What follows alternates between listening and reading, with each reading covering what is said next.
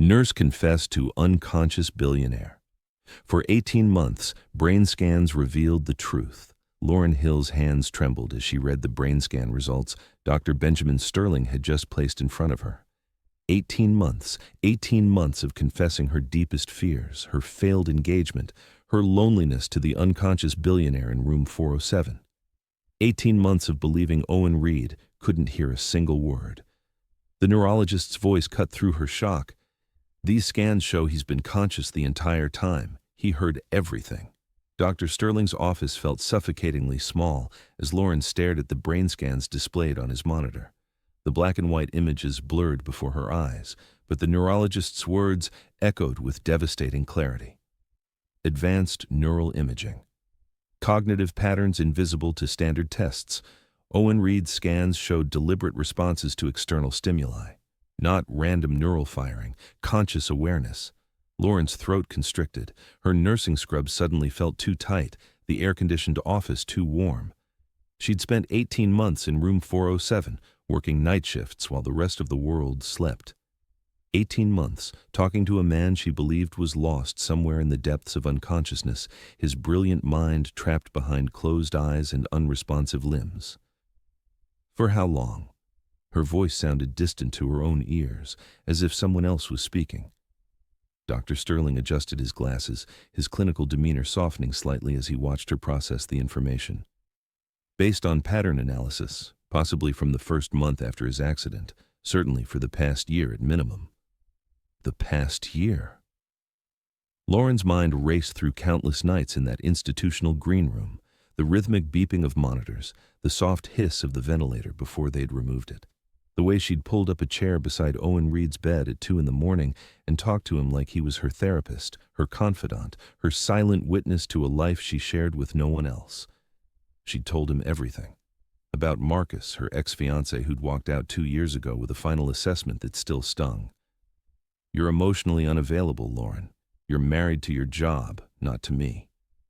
About her father's sudden death 3 years back, the heart attack that took him before she could say goodbye, leaving her mother Vera with medical bills that still haunted them.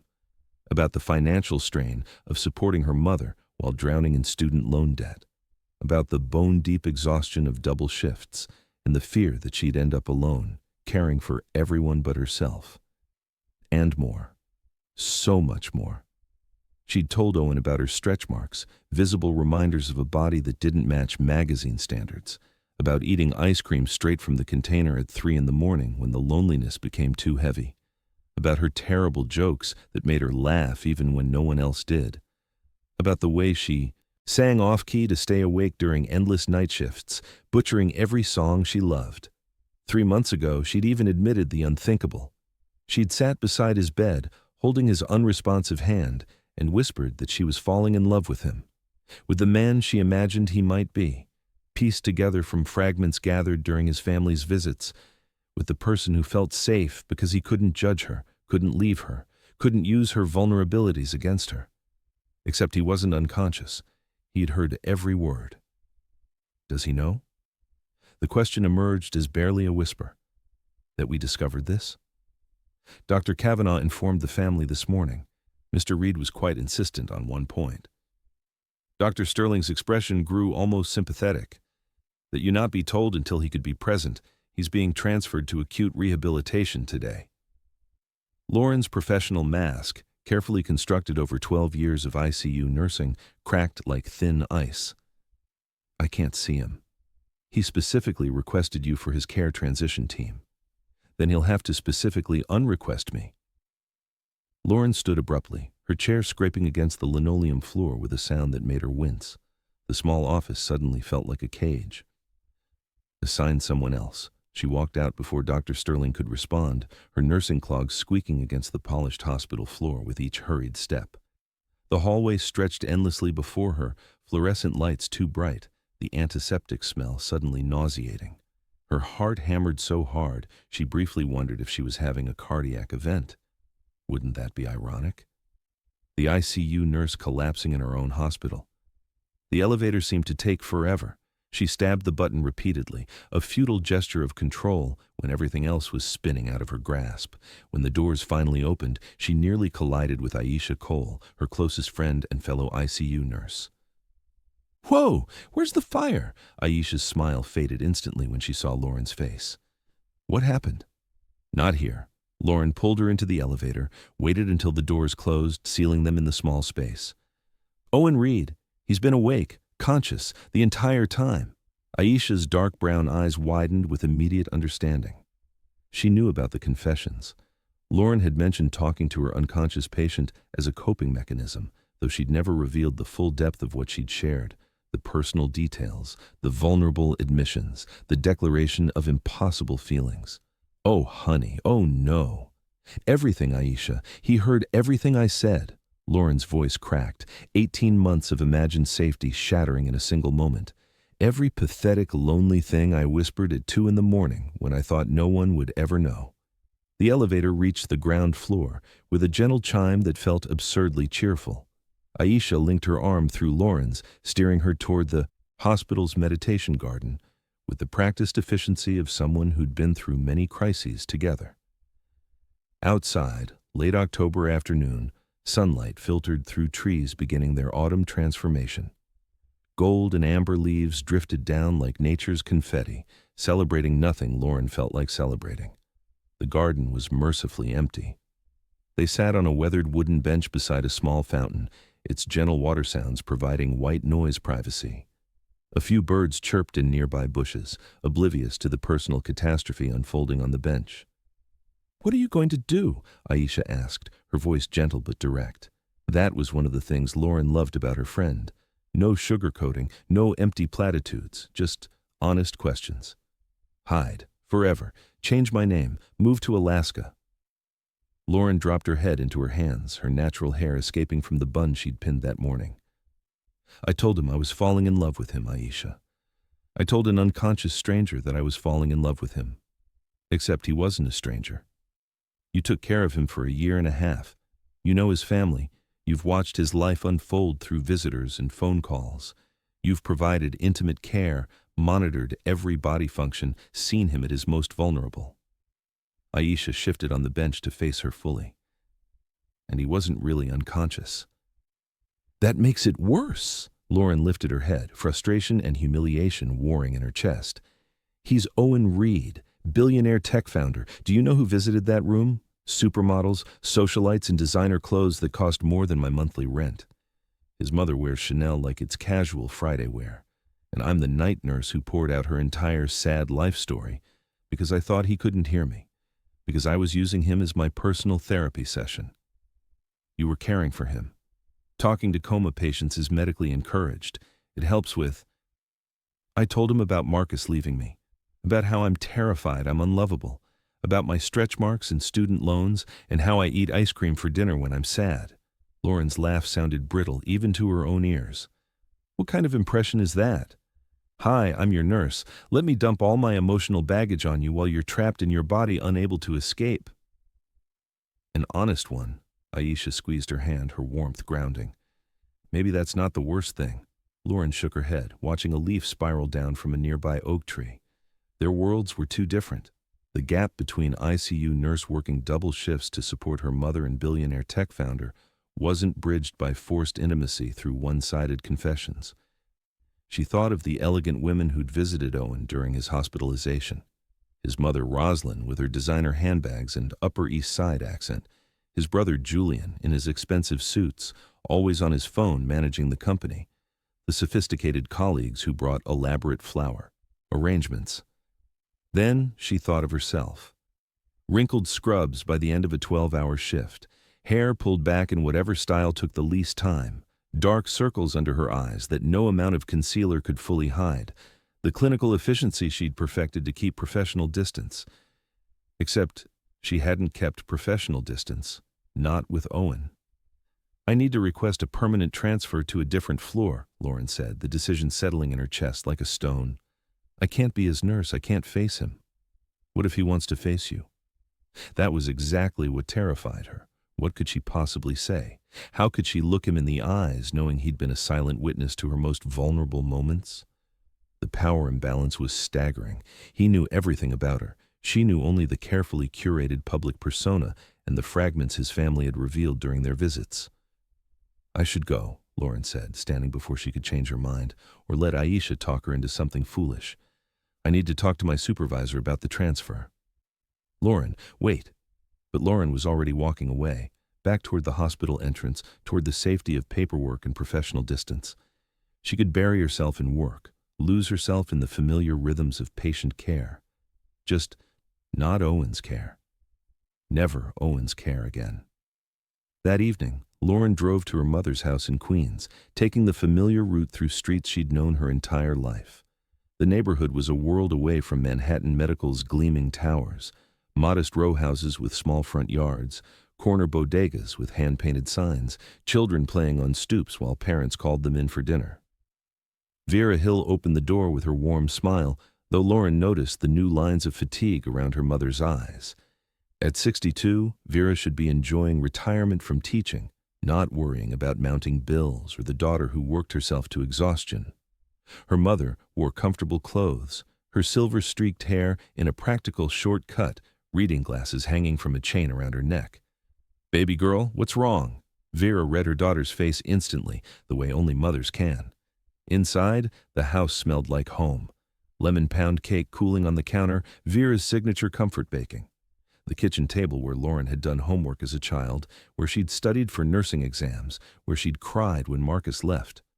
Vera poured tea into mismatched mugs, the ritual as comforting as the beverage itself. "Over steaming cups," Lauren explained. Vera listened without interruption, her hands wrapped around her mug, steam rising between them like visible prayers. She didn't gasp or judge or offer quick fixes. She simply listened, the way she'd listened to decades of students' problems, to her own daughter's troubles, both large and small. "So this man heard you being human," Vera said finally, her voice carrying the particular wisdom of someone who'd lived through genuine hardship. "That's what has you so scared? Mama, you don't understand. He's rich, powerful, white." Vera raised an eyebrow, a gesture Lauren had seen countless times growing up, usually right before her mother delivered an uncomfortable truth. "None of that changes the fact that you showed up every night for 18 months and cared for him when he couldn't care for himself. You treated him like a person, not a patient number or a diagnosis. If he has any sense, he knows how rare that is. Or he thinks I'm some desperate woman who developed feelings for an unconscious man because she can't maintain healthy relationships with conscious ones." Lauren wrapped her hands around her own mug, seeking warmth. "That's what everyone will think. His family, the hospital board, the nursing staff. Did you develop feelings?" Lauren hesitated. That was the question, wasn't it? When did talking to a patient become something more? When did professional care blur into personal connection? She told herself she was just processing, using the safe space of one-sided conversation to work through her own struggles. But somewhere in those 18 months, something had shifted. "I thought I was just talking, processing my own life while performing routine care." She met her mother's eyes. "It felt safe because he couldn't judge me or leave me or use what I said against me. I could be completely honest without consequences. But somewhere in there, yes. I started to care about him, about whether he'd wake up, about who he'd be if he did, about the person I imagined from the life I glimpsed through his visitors. Then maybe those feelings aren't as one-sided as you think." Vera reached across the table, took Lauren's hand in her own, the familiar warmth and strength that had guided her through every crisis. "Your daddy used to say that love isn't about perfect circumstances. It's about showing up honestly. You did that. Now let this man show up for you. It's not that simple." "It never is, baby." "But running away because you're scared of being seen?" Vera's grip tightened slightly. "That's not the woman I raised. I raised a woman who faces hard things, who sits with discomfort, who doesn't let fear make her decisions." Lauren wanted to argue, to explain all the reasons why this situation was different, was impossible, but Vera's words settled in her chest, challenging and uncomfortable and true. She was running. using perfectly logical reasons to avoid the terrifying vulnerability of being truly known. She drove home to her small apartment in Astoria as dusk settled over the city, Vera's words echoing in her mind. Her phone showed 7 missed calls, 3 from Dr. Kavanaugh, 2 from hospital administration, 2 from a number she didn't recognize. She ignored them all, ran a bath hot enough to turn her skin pink, and tried to soak away the anxiety tightening her chest like a vice. She failed spectacularly. Lying in the cooling water, Lauren replayed 18 months of nights in room 407. Owen Reed had been her patient, yes, but also her inadvertent confessor, the silent repository of everything she couldn't say to anyone else. She'd felt safe in that vulnerability because she believed he couldn't hear, couldn't judge, couldn't respond. But he had heard. Every word, every admission, every vulnerability laid bare. And now he wanted to see her. The next morning, Lauren arrived at the hospital early for her shift on the cardiac unit, her requested transfer approved with surprising speed. She told herself it was better this way. Clean break. Professional boundaries restored. Owen Reed would become someone else's patient, someone else's responsibility. She made it through morning rounds, through medication distribution, through the familiar rhythms of nursing care that usually brought comfort in their routine. But her mind kept drifting to the rehabilitation wing, to room 407, where Owen was no longer a silent patient, but an awakened man who knew too much. At 11, Dr. Kavanaugh found her in the staff break room, where Lauren was staring at a cup of coffee she hadn't actually tasted. "We need to talk about Mr. Reed," Dr. Kavanaugh said, her tone leaving no room for avoidance. "I'm no longer assigned to his case." Lauren kept her voice professionally neutral. "I transferred to cardiac. He's refusing to cooperate with physical therapy, says he'll only work with nursing staff he trusts." Dr. Kavanaugh's expression remained professionally neutral, but her eyes were sharp with understanding. "Specifically, you. That's manipulative. That's a patient advocating for his own care preferences, and frankly, it's working in reverse. His recovery has plateaued since you transferred." The doctor pulled out a chair, sat down uninvited. "We need you back on his team, Lauren, just for the transition period until he's stable and can work with the regular rehabilitation staff." Lauren wanted to refuse.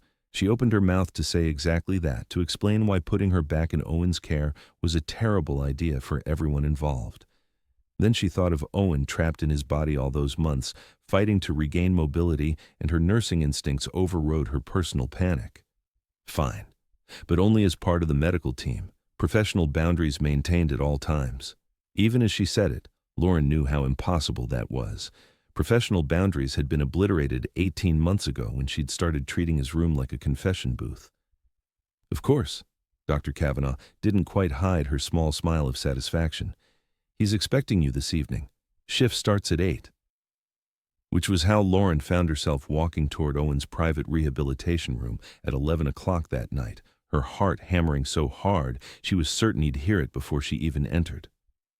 The rehabilitation wing was quieter than ICU, dimmer, designed for rest rather than constant monitoring. Her shoes made soft sounds against the floor, each step bringing her closer to the confrontation she'd been avoiding. The room was dimly lit when she pushed open the door, just the glow from monitors and a small bedside lamp casting warm light across unfamiliar furniture. Not the ICU setup, she remembered. This was designed for recovery, for therapy, for transition back to normal life. A mechanical bed, yes, but also a sitting area, equipment for exercises, the trappings of healing rather than mere survival. Owen was awake, sitting propped up in the mechanical bed, his gaze tracking her the moment she entered. And suddenly, after 18 months of one-sided conversation, after countless hours of talking to closed eyes and an unresponsive face, Lauren was looking into eyes that were fully aware, fully present, and focused entirely on her. Hazel eyes with flecks of gold. She'd mentioned those eyes once, months ago, commenting on how they looked kind, even in sleep. Now they were open, awake, and fixed on her with an intensity that stole her breath. "Hello, Mr. Reed." Her voice came out professionally steady, years of nursing training overriding the panic screaming through her nervous system. "I'm here to check your vitals and assist with your evening care routine." "Lauren." Just her name, but the way he said it made something in her chest constrict. Relief and longing and recognition, all wrapped into 2 syllables spoken in a voice rougher than she'd imagined, still carrying the edge of disuse, but growing stronger. It was the voice she'd heard during his family's visits, but directed at her, saying her name like it meant something. She forced herself to move forward, to retrieve the blood pressure cuff from the medical cart, to approach his bedside with professional efficiency. "Arm, please." He extended his arm without hesitation. The simple compliance felt weighted with significance. She wrapped the cuff around his bicep, trying to ignore how the contact felt electric. This was the arm she'd held during passive range of motion exercises, back when she thought he couldn't feel her touch, couldn't register the gentle movements designed to prevent muscle atrophy. Now she knew he'd felt every moment, every exercise, every time she'd held his hand and moved his fingers through their paces, checking for response, hoping for improvement. The blood pressure reading came back elevated, not dangerously so, but enough to note. "You're stressed," she observed clinically, documenting the numbers on her tablet. "Have you been sleeping?" "No." His honesty surprised her into meeting his eyes again. A mistake. In that direct gaze, she saw too much. Recognition, understanding, something that looked remarkably like tenderness. "I've been hoping you'd come back. I'm only here because Dr. Kavanaugh said you're not cooperating with therapy." Lauren busied herself checking his IV port, examining his surgical site, where they'd relieved pressure on his brain after the accident. The scar along his temple had healed well, a thin line that would fade with time. She forced herself to focus on the clinical details, not on the man beneath her hands. "I've been cooperating fine. I just asked for you specifically for evening care." His voice carried a hint of something she couldn't quite identify. Amusement? Defiance? There's a difference between refusing treatment and expressing a care preference. "Mr. Reed." "Owen." The correction was gentle but firm. "My name is Owen. You've called me that hundreds of times. Don't start with the formality now." He was right. She'd used his first name countless times during those long nights, talking to him like a friend, like a confidant, like someone who knew her. Switching to Mr. Reed now was artificial, a professional distance that felt hollow after 18 months of intimacy. "Owen," she corrected, the name feeling intimate on her tongue. "This situation is complicated. You heard things I never intended anyone to hear. Things I said because I thought you were unconscious and it was safe to talk to you." "I understand that." He shifted slightly in the bed, wincing with the effort. His physical therapy had clearly been grueling, every movement requiring concentration and will. "But what you shared with me wasn't one-sided. I couldn't respond verbally, but I was responding. Listening. Caring about what happened to you each day. Hoping you'd come back each night because your voice was the only thing that made the darkness bearable." "That's not..." She struggled for words, her tablet pressed against her chest like a shield. "That's not a real connection. It's artificial, born from extraordinary circumstances. You couldn't speak, couldn't respond, couldn't engage in actual conversation. That's not the foundation for any kind of relationship." "Why not?"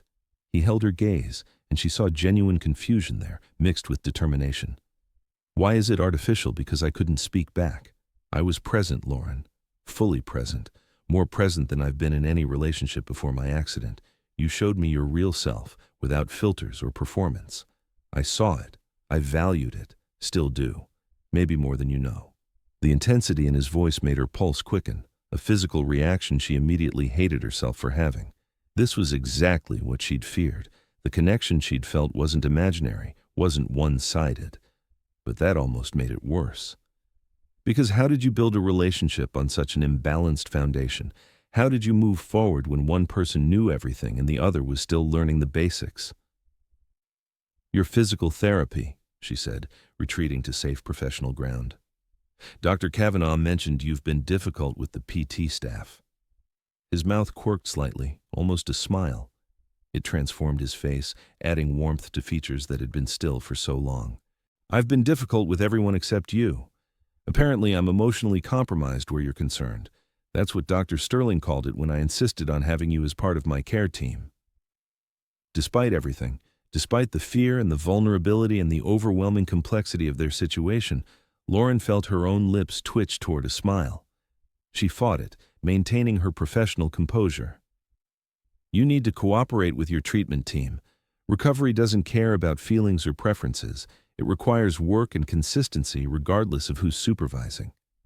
Then help me recover. Be part of the team. His voice softened, losing some of its determined edge. Please, Lauren, I'm not asking for anything except your professional care. If that's all you can give me right now, I'll take it. But I need you here. You make me want to fight harder, work through the pain, push past limitations. You always have. The right now hung between them like a promise or a threat, depending on perspective. He wasn't asking for professional care only. He was asking for a starting point, a way to begin something neither of them could fully define yet.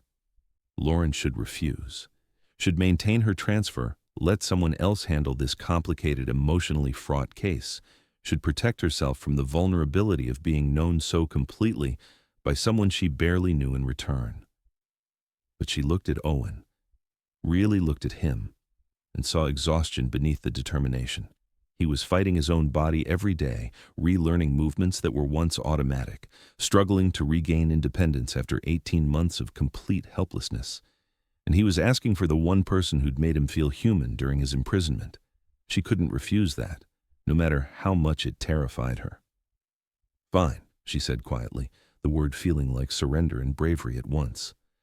I'll coordinate with Dr. Kavanaugh to join your evening care team for the transition period, but professional boundaries stay intact.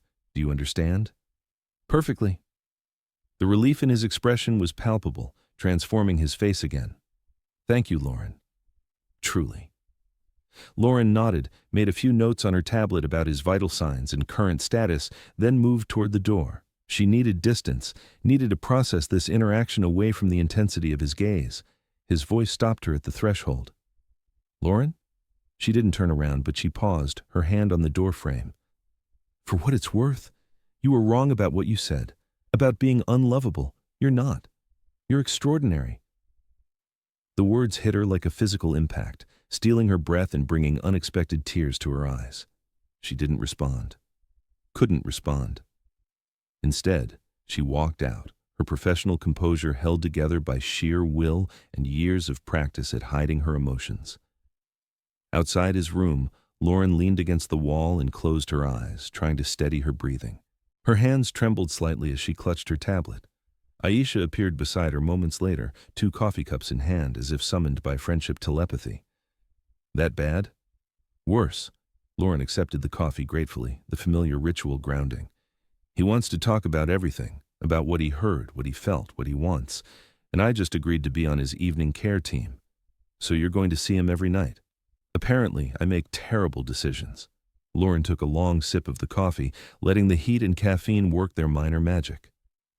Or, Aisha said thoughtfully, her dark eyes knowing, you make brave ones. There's a difference. Running away is easy. Showing up when you're scared, that takes real courage. Lauren wasn't sure she agreed, but she was committed now. She'd show up, provide professional care, and keep the walls firmly in place around her heart. Maintain appropriate distance. Remember that he was a patient and she was his nurse, regardless of the complicated history between them. At least, that was the plan. Whether she could actually execute it was another question entirely. Chapter 2. 3 nights later, Lauren entered Owen's room to find him struggling with a physical therapy exercise. He was trying to grip a stress ball with his right hand, the simple action requiring intense concentration visible in the set of his jaw and the furrow between his brows. His fingers trembled with the effort, barely making an indent in the soft material. Sweat beaded on his forehead despite the room's comfortable temperature. Let me help. She set down her medical bag and moved to his bedside without thinking, her nursing instincts overriding her determination to maintain professional distance. I need to do it myself. Frustration edged his voice, sharp and raw. The therapist said I should be further along by now, that my progress is slower than expected. And pushing through pain incorrectly will only set you back further. She gently took his hand, adjusting his positioning with practiced efficiency. Her fingers on his skin should have felt clinical. Instead, the contact seemed charged with the weight of 18 months of one-sided intimacy. You're compensating with your shoulder, which will cause problems later. Like this. Let the movement come from your wrist and fingers, not your entire arm. She guided him through the motion once, twice. On the third repetition, his fingers successfully compressed the ball. It wasn't much, just a small indent in the foam, but his face lit up with genuine joy. The transformation was remarkable. The frustration melted away, replaced by something like wonder. There, she said, unable to hide her own satisfaction, despite her efforts at professional neutrality. You're getting stronger every day. The progress might feel slow, but you're rebuilding neural pathways. That takes time and patience. Because you're here. His hand turned in hers, no longer following the exercise, but simply holding. His thumb brushed across her knuckles, deliberate and questioning. Lauren. She should pull away. Professional boundaries, appropriate distance, all the things she'd promised herself and Dr. Kavanaugh. But his touch was warm, and she noticed calluses on his palm. Not the soft hands she'd expected from a billionaire, but hands that had worked, had built things. Even now, recovering, his hands showed character. I need to check your vitals, she said, but her hands didn't move to retrieve the blood pressure cuff. In a minute. His hazel eyes searched hers, gold flecks catching the lamplight. Can I tell you something I couldn't say before? Her pulse accelerated. Owen, when you talked about Marcus leaving you, about feeling unlovable, I was furious. The words came out intense, controlled anger directed at a man who'd never know he was being judged. Trapped in that bed, unable to tell you how wrong he was, unable to show you that someone who couldn't even see you, could only hear you, was falling in love with everything you are. Your kindness, your terrible jokes, your honest struggles, the real you. The confession stole Lauren's breath. The room felt suddenly smaller, the air charged with 18 months of unspoken words finally finding voice. Her nursing training screamed at her to step back, to reassert professional boundaries, to shut this down before it went further. But she couldn't move. You don't know me, she whispered, the protest weak even to her own ears. Not really. You know the things I said at 3 a.m. when I was exhausted and lonely and thought I was talking to myself. I know you sing off-key to stay awake on long shifts. I know you care about your patients like their family, not case numbers. I know you put your mother's needs before your own, even when it costs you. I know you laugh at terrible puns and cry during sentimental commercials. You told me about that dog adoption advertisement that destroyed you. His hand tightened on hers, his grip surprisingly strong for someone still in recovery. I know you're terrified of being seen as just the caretaker, never the one who gets cared for. And I know that in 18 months of listening, I never once heard you ask for what you needed. You gave and gave and gave to your patients, to your mother, to everyone. But you never asked for anything in return. Because there was no point. Ask me now. He pulled her closer, not forcefully, but with undeniable intent. She could resist. She didn't. Their faces were inches apart, close enough that she could see the darker ring around his irises, the faint lines around his eyes that spoke of years before the accident. Ask me for anything, Lauren. Test me. I'm awake now. I can answer. Her breathing came faster. This was dangerous territory. Lines that shouldn't be crossed between nurse and patient, between caretaker and someone still recovering from trauma.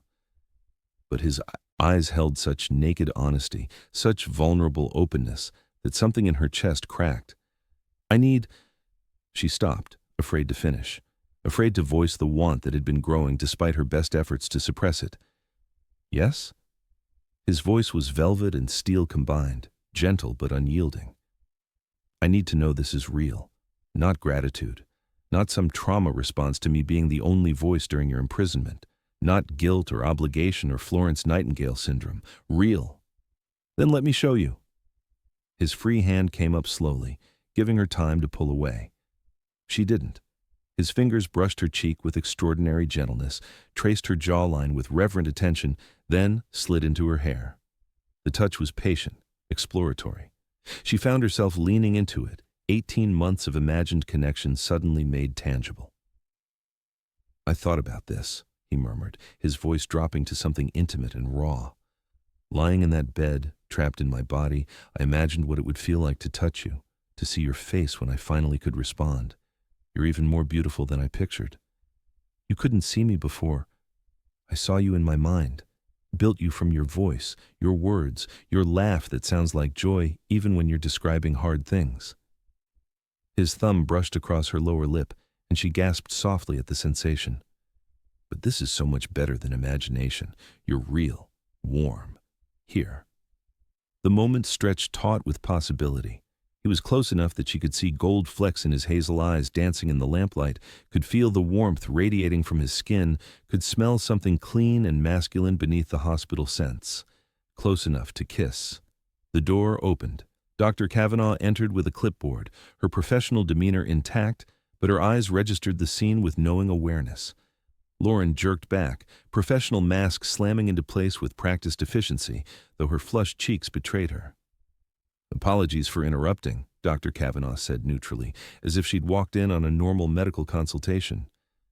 "I need to discuss Mr. Reed's discharge planning." "Of course." Lauren's voice came out remarkably steady given that her heart was trying to escape her chest. "I was just finishing the evening assessment."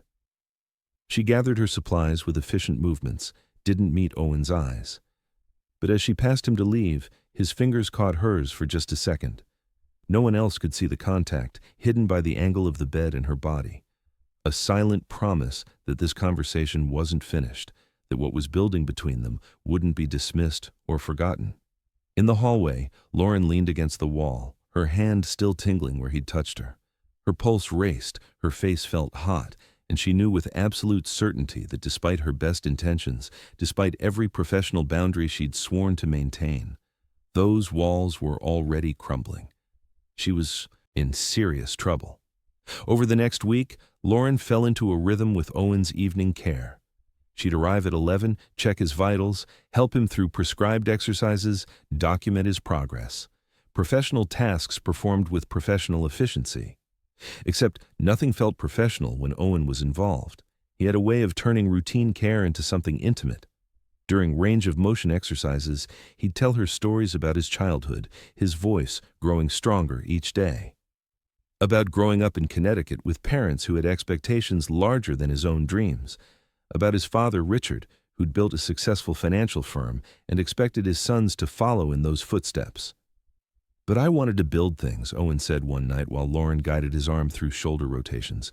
"Not wealth, not status, actual things that helped people. When I told my father I was interested in medical technology, he thought I meant medical device sales, making money off healthcare." "What did you mean?" Lauren asked, genuinely curious. "I meant using artificial intelligence to improve diagnosis accuracy, to help doctors catch things earlier, save lives, to make healthcare more accessible and effective." His eyes lit up with passion, despite the physical discomfort of therapy. "Medical AI was just becoming viable when I started my company. Everyone said it was too risky, too complicated, too ahead of its time, but I could see the potential. And you were right." Lauren moved to his other arm. "Reed Technologies is one of the leading medical AI firms now. Your diagnostic algorithms are used in hospitals worldwide." "You researched me." He said it with satisfaction, not surprise. "I research all my patients." Not entirely true. She'd gone down a rabbit hole of articles about Owen Reed one night when she couldn't sleep, reading about his company, his innovations, his reputation as someone who valued ethics over pure profit. "But yes, I wanted to understand what kind of man you were beyond what I'd observed." "And what did you conclude?" "That you're stubborn, brilliant, and more interested in legacy than money." She met his eyes. "That you could have sold your company for billions but refused because the buyers wanted to sacrifice accuracy for speed. That you've turned down contracts worth millions because they'd compromise patient privacy. Someone's been thorough." "I'm a thorough person." She finished the exercises, documented his range of motion improvements on her tablet. "You're making good progress. The occupational therapist says you should regain about 90% function in your right side." "What about my left?" "Closer to full recovery there. You're fortunate the damage wasn't more extensive." She paused, chose her words carefully. "The accident could have killed you.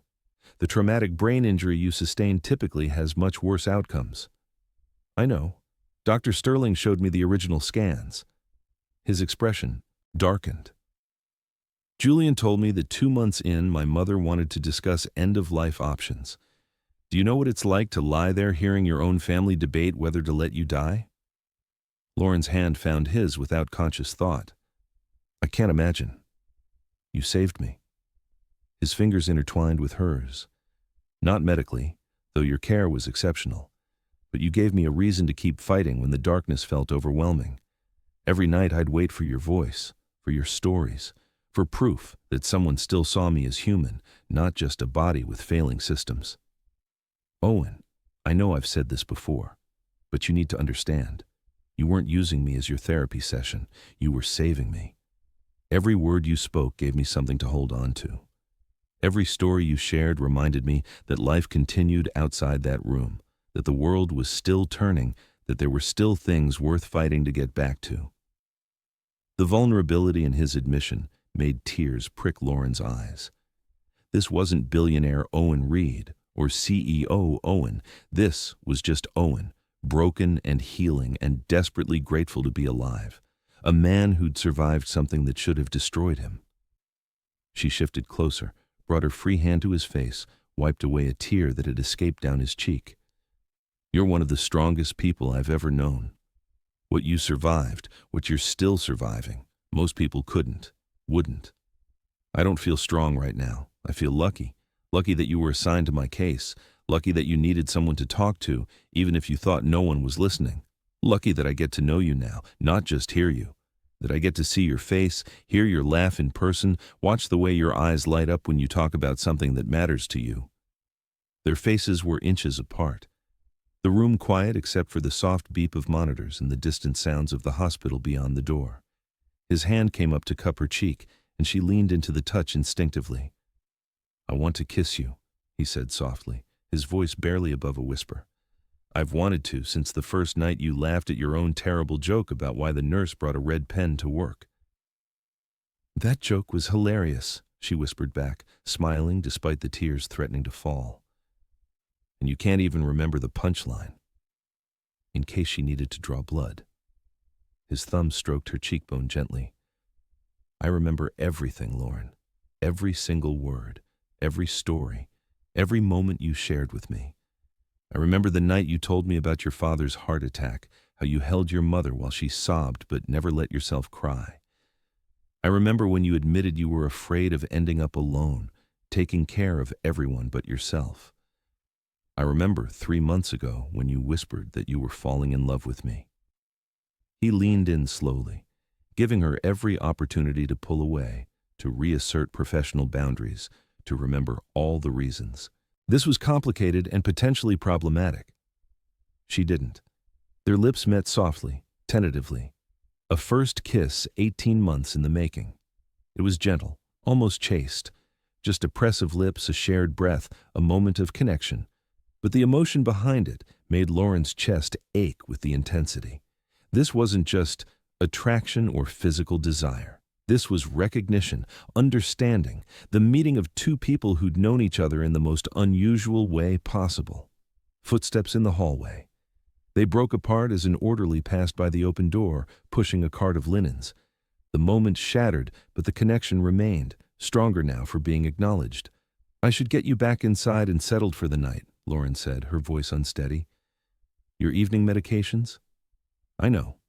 He stood with her help, retrieved his cane from beside the bed. He was getting steadier every day, needing less support.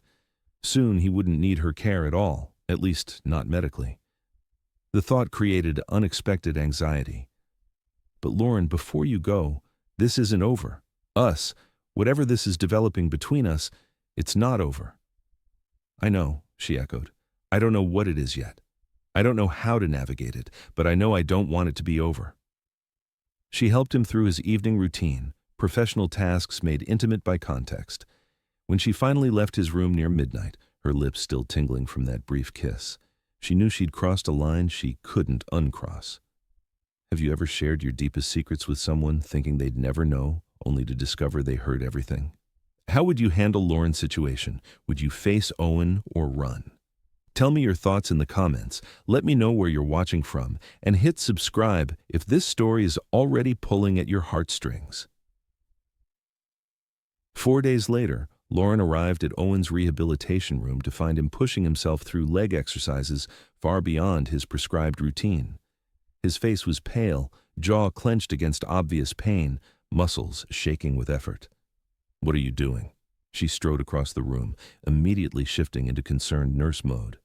"You're supposed to be limited to 20 minutes of lower body work, supervised." "I'm fine." He didn't stop, forcing his leg through another painful extension. "You're not fine. You're going to injure yourself and set your recovery back weeks." She physically stepped between him and the equipment, forcing him to stop or push her out of the way. "Stop, now. I need to get stronger faster." His frustration was palpable, radiating off him in waves. "The board is pushing Julian to make permanent decisions about company leadership. There's talk of bringing in an outside CEO. If I can't return to work soon..." "You'll return when your body is ready, not when corporate politics demand it." Lauren's hands went to her hips, her own frustration rising to meet his. "Pushing too hard now will set you back weeks or even months. Is that what you want? To end up back in a hospital bed because you damaged muscles that haven't fully healed? What I want is to not be helpless anymore." The raw admission stopped her.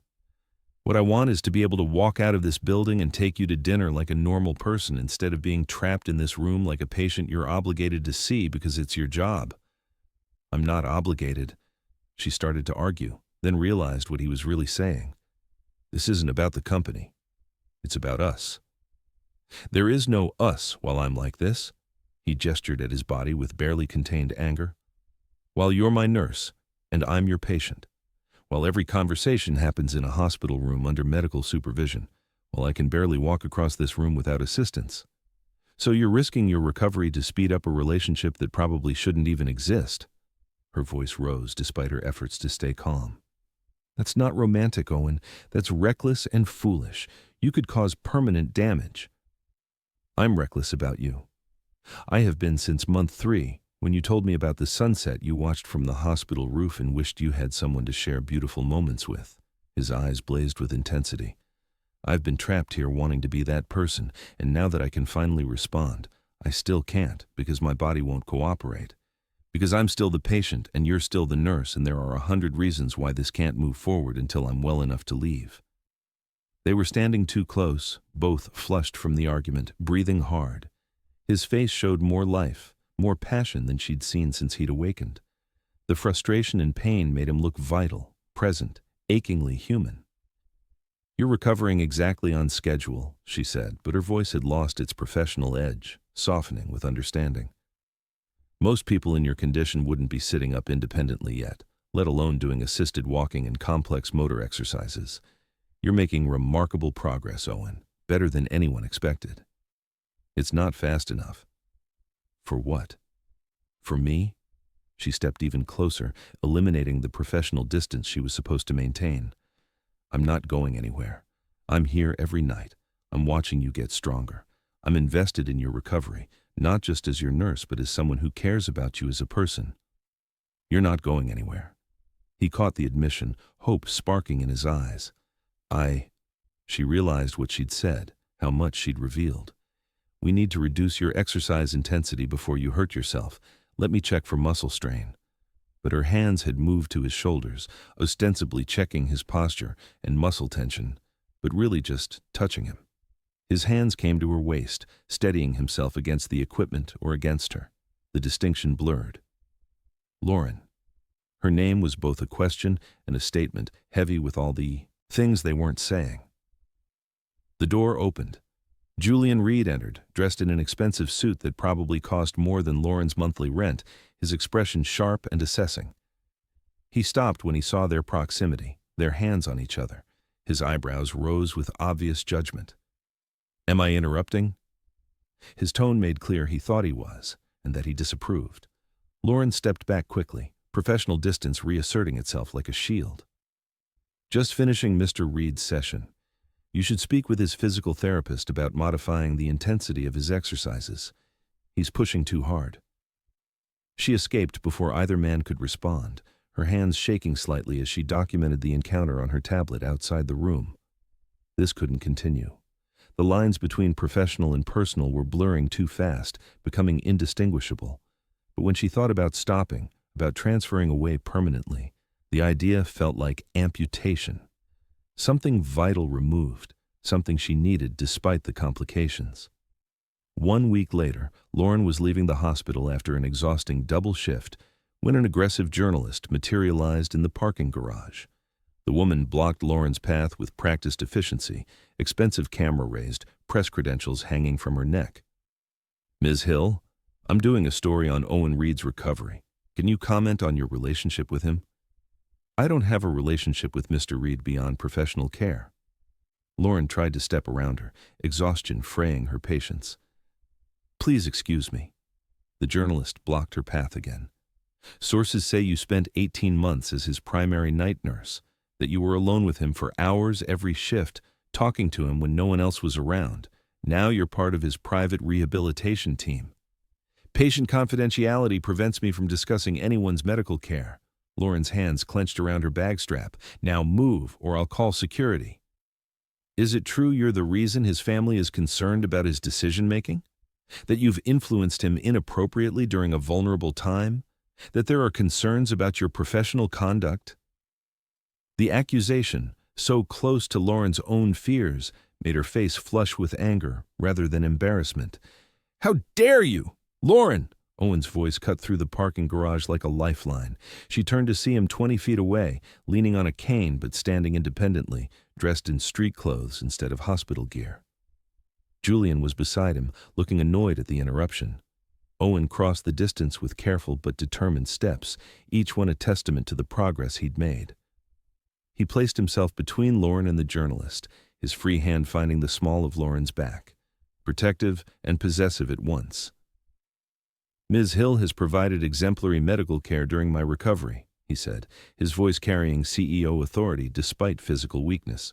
"Any story suggesting otherwise is defamatory. I suggest you leave before my attorney becomes involved. You have 5 seconds before I call security and have you removed from hospital property." The journalist's eyes gleamed with interest at the protective gesture, at the way Owen's hand rested on Lauren's back, thumb stroking in a soothing gesture that contradicted his harsh words to the reporter. The casual intimacy of the touch spoke volumes to anyone watching. "Mr. Reed, can you comment on the nature of your relationship with—" "No, leave, now!" Owen's hand tightened on Lauren's back protectively. 3 seconds. 2. The journalist took several photos before retreating, clearly satisfied with what she'd captured. Julian shook his head in frustration. Chapter 3. "That's going to be in a tabloid by tomorrow," Julian said flatly. "You just gave her exactly what she wanted. Photos of you protecting your nurse, touching her inappropriately in public. I gave her a warning about harassing hospital staff." Owen didn't move his hand from Lauren's back. "Are you okay?" This question was directed at Lauren, his voice softening completely, concern replacing the steel. "I'm fine. You shouldn't be out here without your wheelchair backup." She realized he'd walked from the building with just his cane, risking his recovery to defend her. "You walked all the way from the rehabilitation wing?" "Physical therapy has been progressing." His small smile held triumph in something else, pride perhaps at showing her his improvement. "Told you I'd get stronger. Besides, I needed to make sure you were all right." Their eyes met and held. His hand still rested on her lower back, his touch warm through her scrubs. She should step away, create distance, remember that Julian was watching with obvious disapproval. Instead, she found herself leaning slightly into Owen's touch, drawn by the warmth and solidity of him. "I should go," she said, but didn't move. "Let me drive you home." When she started to protest, he added, "Julian can drive. Dr. Kavanaugh cleared me for car travel as a passenger, though I'm not allowed behind the wheel yet. But I can sit in a car, and I want to make sure you get home safely after that harassment." "Owen, I'm fine. Please." The single word held so much: concern, care, and the unspoken desire to simply be near her outside the hospital walls, outside the patient-nurse dynamic that constrained them. Against her better judgment, she agreed. Julian drove in pointed silence, his disapproval radiating from the driver's seat, while Owen sat in the back beside Lauren.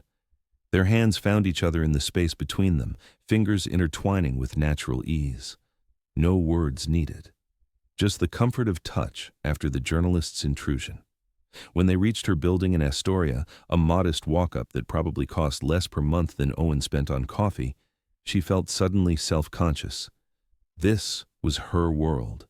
Small apartments, working-class neighborhood, the smell of different cuisines mixing from various units. Nothing like the penthouses and townhouses of his circle. Owen walked her to the door, despite Julian's visible impatience with the delay. On her stoop, under the yellow glow of the streetlight, he touched her face gently, his fingers tracing her jawline with reverent attention. "Thank you for letting me be here tonight. I know it's complicated." "Everything about this is complicated," she agreed, her voice barely above a whisper. "But not impossible." She didn't answer with words. Instead, she squeezed his hand once before slipping inside, leaving him with a look that said more than any confession could. Want, fear, hope, all tangled together in a single glance. Inside her apartment, she leaned against the door and closed her eyes, trying to steady her breathing. This was spiraling beyond her control. What had started as a revelation about being overheard had become something else entirely, something real and terrifying and impossible to deny. 3 nights later, Lauren arrived for her shift to find Owen's room empty. Her heart lurched with irrational panic before the ward nurse explained that he'd requested to spend time in the hospital's meditation garden. He'd asked for privacy. She should respect that privacy. Instead, Lauren found herself walking to the garden, drawn by concern she couldn't quite name. The space was small but peaceful, designed to give patients and families a place of quiet. A pond with koi fish, benches beneath trees, the sound of a small fountain providing white noise. She found Owen sitting on a bench overlooking the water, his cane beside him. His shoulders were shaking, crying. The sight of this controlled, powerful man breaking down stopped her in her tracks. She'd never seen him like this, vulnerable in a completely different way than physical helplessness. She should leave, give him privacy. Instead, she walked forward and sat beside him on the bench. Didn't say anything. Just sat, offering silent presence the way he'd offered silent listening during those 18 months. "I couldn't speak," he said finally, voice raw with emotion. "For 18 months, I screamed in my mind and nothing came out. I heard everything. Conversations about my condition, decisions being made about my life, my company, my future. I was present for all of it, but powerless to participate. Do you have any idea what that's like? To be trapped as an observer in your own life?" Lauren waited, letting him continue at his own pace. "Today, Dr. Sterling showed me the original scans from right after the accident, the ones that said I was essentially brain dead. That meaningful recovery was statistically impossible." His hands clenched on his knees, knuckles white with tension. "Julian told me that 2 months in, Mother wanted to start discussing end-of-life options with my medical team. I was lying there, hearing my own family debate whether to let me die, whether keeping me alive was cruel or kind, whether I'd want to continue existing like that." "Owen," her hand found his, covering his clenched fist with warmth. "You saved me." He turned to look at her, eyes red-rimmed and swimming with tears. "Not medically, though you were an excellent nurse. But you gave me a reason to keep fighting. Every night I'd count the hours until your shift, until I'd hear your voice again, your stories, your terrible jokes, your honest struggles. You were proof that someone still saw me as human, not just a tragic case or a medical problem to be solved." Tears slipped down Lauren's cheeks. "I didn't know. I just needed someone to talk to, someone who couldn't judge me or leave me or tell me I was too much or not enough, and you were there. Safe. You were never using me. You were saving me. Every word you said, every story you shared, every moment of honest humanity, it kept me tethered to the world when the darkness tried to pull me under." He brought her hand to his lips, kissed her knuckles with extraordinary tenderness. "Do you understand what that means? How much I owe you?" The vulnerability in his admission cracked something open in Lauren's chest. This wasn't about the billionaire or the company or the complicated dynamics of their situation. This was about 2 people who'd found each other in impossible circumstances and formed a connection that defied easy categorization. She shifted closer, brought her free hand to his face, wiping away tears with her thumb. Her touch was gentle, caregiving, but also intimate in a way that had nothing to do with nursing. You're one of the strongest people I've ever known. What you survived, what you're still surviving, most people couldn't do it, wouldn't have the will to fight back from that kind of trauma. I don't feel strong right now. I feel lucky. Lucky that you were assigned to my case instead of someone else. Lucky that you needed someone to hear you, even if you thought no one was listening. Lucky that I get to know you now, face to face, conversation that flows both ways. He searched her eyes. Lucky that I have a chance, however small, however complicated, to show you that what I feel isn't gratitude or trauma bonding or confusion. It's real. Their faces were inches apart now. The garden was quiet except for the fountain's gentle splash and the rustle of leaves in the evening breeze. His hand came up to cup her cheek, mirroring her touch, and she leaned into it instinctively. "I want to kiss you," he said softly, the confession both question and statement. "Right here. Not in a hospital room where we could be interrupted, not where you're my nurse and I'm your patient. Just us. Just this moment." "Yes," she whispered. He leaned in slowly, still giving her space to refuse, to remember all the complications. She didn't refuse. Their lips met softly, tentatively at first, then with growing confidence. This kiss was different from the brief one in his room, deeper, more certain, an acknowledgement of everything building between them. When they broke apart, both breathing unsteadily, Owen rested his forehead against hers. "Stay with me, just for a while. Let me hold you without medical equipment between us, without professional obligations defining every interaction." Footsteps on the garden path made them separate slightly. An orderly passed through, offering a polite nod before continuing. The moment was broken, but the connection remained, stronger now for being acknowledged outside the confines of his hospital room. "I should get you back inside," Lauren said, her voice unsteady. "Your evening medications." "I know." He stood with her help, retrieving his cane. His balance was improving daily, strength returning in increments. "But Lauren, what we have, this thing building between us, it's real. You feel it too, don't you?" "Yes." The admission felt like jumping off a cliff. "I feel it. I'm terrified by it, but I feel it." "Then don't run from it. Don't let fear or complications or other people's opinions convince you that what we're building isn't worth fighting for." His free hand caught hers again. "I've been given a second chance at life. I'm not wasting it on anything that doesn't matter. And you matter, Lauren. More than you know." They walked back to his room together, her hand supporting his elbow in a gesture that looked professional but felt intimate. In the hallway outside his door, before they had to resume their official roles, he pulled her close for one more brief kiss. "Thank you," he murmured against her lips, "for seeing me, for staying, for giving me a reason to fight." 1 month after Owen's discharge from Manhattan Medical Center, Lauren received a delivery at her apartment. A leather-bound journal, exquisitely crafted, with a note in strong handwriting she recognized from medical charts. "So you can tell me what you're thinking now." "Oh." She opened the journal with trembling hands, settling on her couch to examine the gift more closely. Inside the front cover, an inscription in Owen's handwriting. "For all the words you gave me when I had none. Now it's my turn to listen."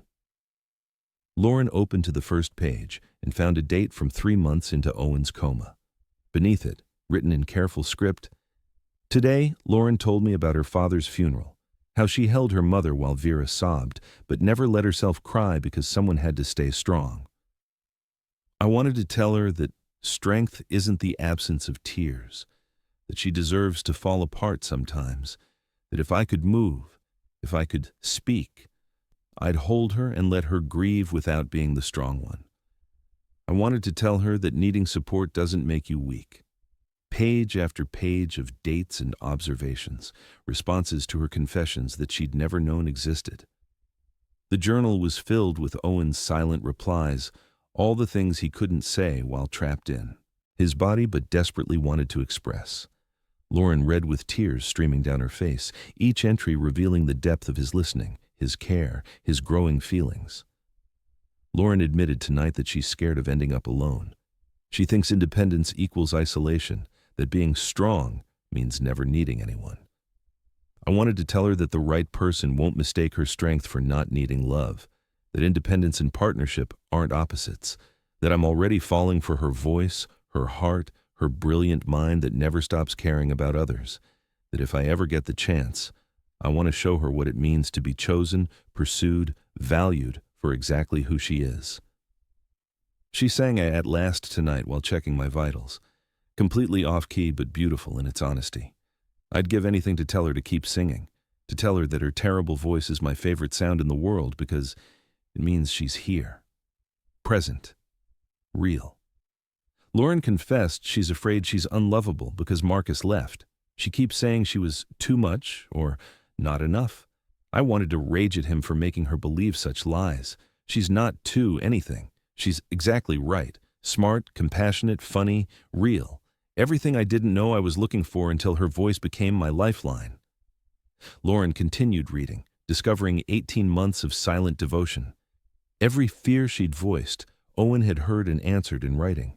Every moment of loneliness he'd shared from his prison of paralysis. Every vulnerability he'd treasured rather than judged. This journal was proof that their connection wasn't one-sided or imaginary, or born from her neediness and his helplessness. It was mutual, just asymmetric.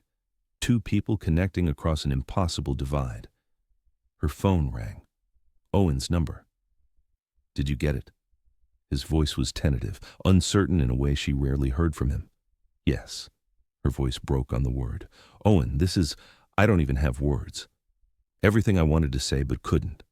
I need you to know it wasn't just hearing you, Lauren. It was treasuring you, falling for you, hoping desperately that when I finally could speak, you'd give me a chance to be heard the way I heard you, to show you that what we shared mattered. I don't know how to do this, she admitted, clutching the journal like a lifeline.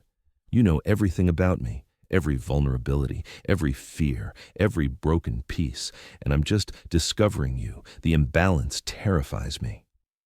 Then let me be discovered. Ask me anything. Test me. Learn me the way I learned you through your words.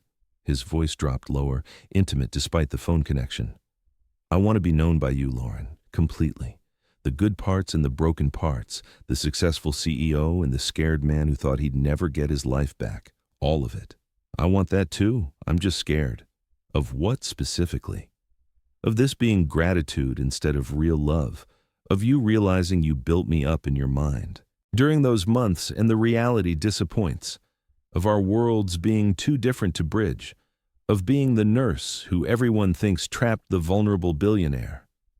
The fears tumbled out, each one a weight she'd been carrying. Come to dinner with me, he said. Not at a fancy restaurant where we'll be photographed, not at a gala or public event, at my place. Let me cook for you, or attempt to cook. My motor skills are better, but my culinary abilities are questionable at best. Let me show you who I am beyond the billionaire or the former patient. Just Owen. Can you do that? Lauren looked at the journal in her lap, at the evidence of 18 months of patient, silent loving. At proof that someone had been listening, caring, falling for her when she thought herself most alone. When? Tonight? Tomorrow? Whenever you're ready? I've been patient for 18 months. I can wait longer if you need time. But Lauren, I really want to see you. Outside hospital walls, outside professional contexts, just us. Tonight, she decided. The fear remained, but beneath it was want, desire to know this man who'd known her so intimately. Give me 2 hours to finish my shift and go home to change. I'll send a car. I'll drive myself. She needed the control, the escape route, the independence that kept her grounded. Text me your address. After they hung up, Lauren sat with the journal for a long moment, then opened to a blank page.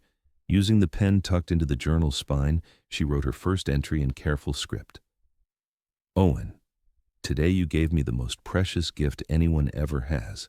You showed me I was heard when I thought I was alone, that my words mattered when I thought they disappeared into silence, that being vulnerable didn't make me pathetic. It made me human. Now it's my turn to listen, to learn you the way you learned me, to show you that you're worth knowing in return. Thank you for 18 months of silent devotion. Let me give you a lifetime of active loving. Owen's penthouse overlooked Central Park, floor-to-ceiling windows revealing the Manhattan skyline transitioning from dusk to darkness. Lauren had expected opulence, displays of wealth that would make her feel small. Instead, she found understated elegance, warm lighting that invited rather than intimidated, comfortable furniture that looked lived in rather than staged, walls lined with bookshelves holding actual books, their spines creased from reading. Classical music played softly from hidden speakers. The space felt personal, intimate, a home rather than a showpiece. Owen opened the door himself, dressed casually in jeans and a simple shirt that revealed he'd regained significant muscle mass through therapy. His smile was genuine when he saw her, slightly nervous. "Hi." "Hi." She handed him a bottle of wine, nothing expensive, just something Aisha had recommended. "I wasn't sure what to bring." "You brought yourself. That's everything I wanted." He stepped aside to let her in, and she caught his subtle cologne, cedar, and something clean, not overwhelming. "Fair warning, my cooking skills are rusty at best. I may have ordered backup from my favorite Italian place in case of complete disaster." "That's practical planning. That's acknowledging my limitations." His grin was boyish, transforming his face from serious to playful. "Come on, I'll show you the kitchen disaster in progress." He led her to an open kitchen where ingredients were spread across marble counters in organized chaos. Fresh pasta, tomatoes, basil, garlic. A pot of water boiled on the stove. Everything was slightly chaotic in a charming human way that made Lauren's anxiety ease slightly. "I was attempting carbonara," he admitted, "but I think I've already violated several Italian cooking laws. The backup pasta is in the warming drawer, ready if needed." Lauren laughed, really laughed, and some of the tension in her shoulders released. "Let me see what you've done." For the next 30 minutes, they cooked together. Lauren guided while Owen followed instructions with the focused intensity he probably brought to board meetings. He was clearly unpracticed in the kitchen, but determined. When he successfully whisked eggs without scrambling them, his triumphant expression made her want to kiss him. Chapter 4. They worked in comfortable synchronicity, their movements coordinating naturally around the kitchen space. When he needed to reach past her for the pepper mill, his hand brushed her waist with deliberate gentleness. When she stretched for a high cabinet, his hand steadied her elbow with natural care. Each touch was intentional but casual, building awareness between them with every small contact. "You're good at this," Owen observed as she demonstrated proper pasta tossing technique. "The teaching thing, patient without being condescending, clear without being controlling. Nurse training, we teach constantly. How to manage medications, perform exercises, recognize warning signs, how to care for themselves after discharge." She glanced at him, caught him watching her with an expression she couldn't quite read. Appreciation, maybe. Something warmer. "Though you were my most attentive student, 18 months of instruction. I had excellent motivation. I learned all your habits during those months." He plated the pasta with surprising finesse for someone relearning fine motor skills. "Like how you hum when you're concentrating, or how you bite your lower lip when you're worried about something, or how your left dimple appears a fraction of a second before the right one when you smile. You noticed that?" She touched her face self-consciously, surprised by the specific observation. "I noticed everything, Lauren. Your voice was my entire world. Every inflection, every pause, every change in breathing. I learned to read your emotions from sound alone." He carried the plates to a small table by the window, where candles were already lit, casting warm light across the setting. "Come, let's eat before this gets cold and we have to admit defeat and order in." The pasta was actually good, not restaurant quality, but honest and made with care. They talked over dinner, and Lauren asked the questions she'd been wanting to ask since reading the journal. About his childhood in Connecticut, about parents who expected their sons to follow traditional paths of finance and law, about the pressure of being Richard Reed's eldest son, bearer of family expectations and legacy. "My father was brilliant with money but couldn't understand why I wanted to do something he saw as impractical," Owen explained, twirling pasta on his fork. "Medical technology, healthcare innovation. He thought I was wasting my Ivy League education on feel-good projects that would never generate real wealth." "But you did generate wealth. Eventually. But that was never the point for me. I wanted to build something that mattered, that saved lives, improved outcomes, made healthcare more accurate and accessible. His eyes lit up with passion, despite the difficult family dynamics he was describing. My father and I were barely speaking when he died 5 years ago, one of my biggest regrets. I'm sorry. Me too. I think he was starting to understand toward the end, starting to see that success isn't just about wealth accumulation. But we never got to have that conversation. The heart attack took him before we could reconcile. Owen set down his fork, the memory clearly painful. I don't want that kind of regret again. Life is too short, too unpredictable. The accident taught me that in the most brutal way possible. Is that why you're so determined about us, about not letting complications or other people's opinions stop you? Partly. But mostly, I'm determined because you're worth fighting for. Because what we shared during those 18 months was real connection, even if it was unconventional. Because I've spent the last 5 years since my divorce in surface-level relationships with people who wanted Owen Reed the CEO, not Owen the person. He reached across the table, took her hand. You talked to me like I was human. You shared your real self without performance or pretense. Do you know how rare that is? How precious? I only did that because I thought you couldn't hear, couldn't judge. Doesn't make it less real, doesn't make it less valuable. His thumb stroked her knuckles in gentle circles. If anything, it makes it more authentic. You had no reason to impress me, no motive beyond human kindness. You were just being yourself. Lauren felt tears prick her eyes. You keep saying these things like they're obvious, like being myself is enough. But Marcus left because I was supposedly too independent, too focused on work, too emotionally unavailable. My ex before him said similar things. At some point, I have to accept that maybe the problem is me. The problem was them. They wanted someone who needed them in ways that fed their ego, someone who would make them feel necessary by being helpless or dependent. Owen's voice was firm, certain. You're not emotionally unavailable. You're cautious about who gets access to your emotions. There's a huge difference. And being independent isn't a flaw, it's a strength.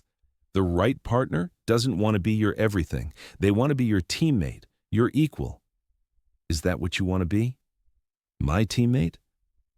I want to be your partner in every sense, someone you can lean on without feeling weak, someone who challenges you to be your best self while loving your worst days, someone who sees your strength and your struggles and values both. He stood, drew her up with him. Let me show you who I am, Lauren. Beyond the dinner conversation, let me be discovered the way you let me discover you. He led her to the living room, to the bookshelves she'd noticed earlier, pulled down a worn paperback, Douglas Adams, the spine cracked from multiple readings. This makes me laugh until I can't breathe. I've read it a dozen times and still find new jokes. It reminds me that the universe is absurd and that finding humor in chaos is survival. Next, a vintage record player in the corner. He put on Miles Davis, trumpet notes filling the space with melancholy beauty. This is what I listen to when I need to think. Jazz that doesn't demand attention but fills the silence with something better than emptiness. Then to the window, looking out at Central Park spread below them, trees dark against city lights. I dream about walking in that park with someone I love. Just walking, talking, being present without the pressure of performance or image.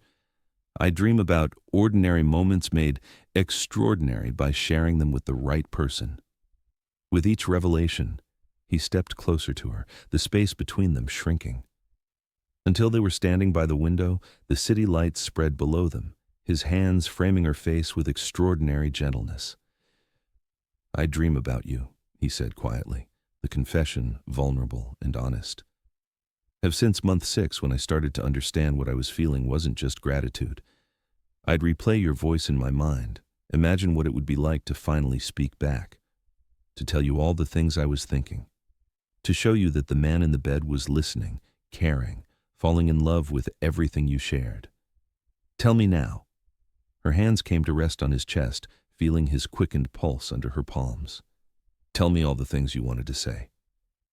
I think you're extraordinary. brilliant and kind and strong in ways that have nothing to do with never showing weakness. I think your ex-fiancé was an absolute fool who couldn't handle being with someone who didn't need him to feel complete. I think you deserve someone who sees all of you, the nurse, the daughter, the woman who needs care as much as she gives it, and loves every facet. His voice dropped to a whisper, intimate and raw. I think I'm in love with you. Not the gratitude kind of love or the trauma bond kind. Real, complicated, terrifying love that makes me want to be better, braver, more honest than I've ever been. Lauren's vision blurred with tears, 18 months of imagined connection crystallizing into this moment. I think I've been in love with you since before you woke up, which is insane and impossible, but true.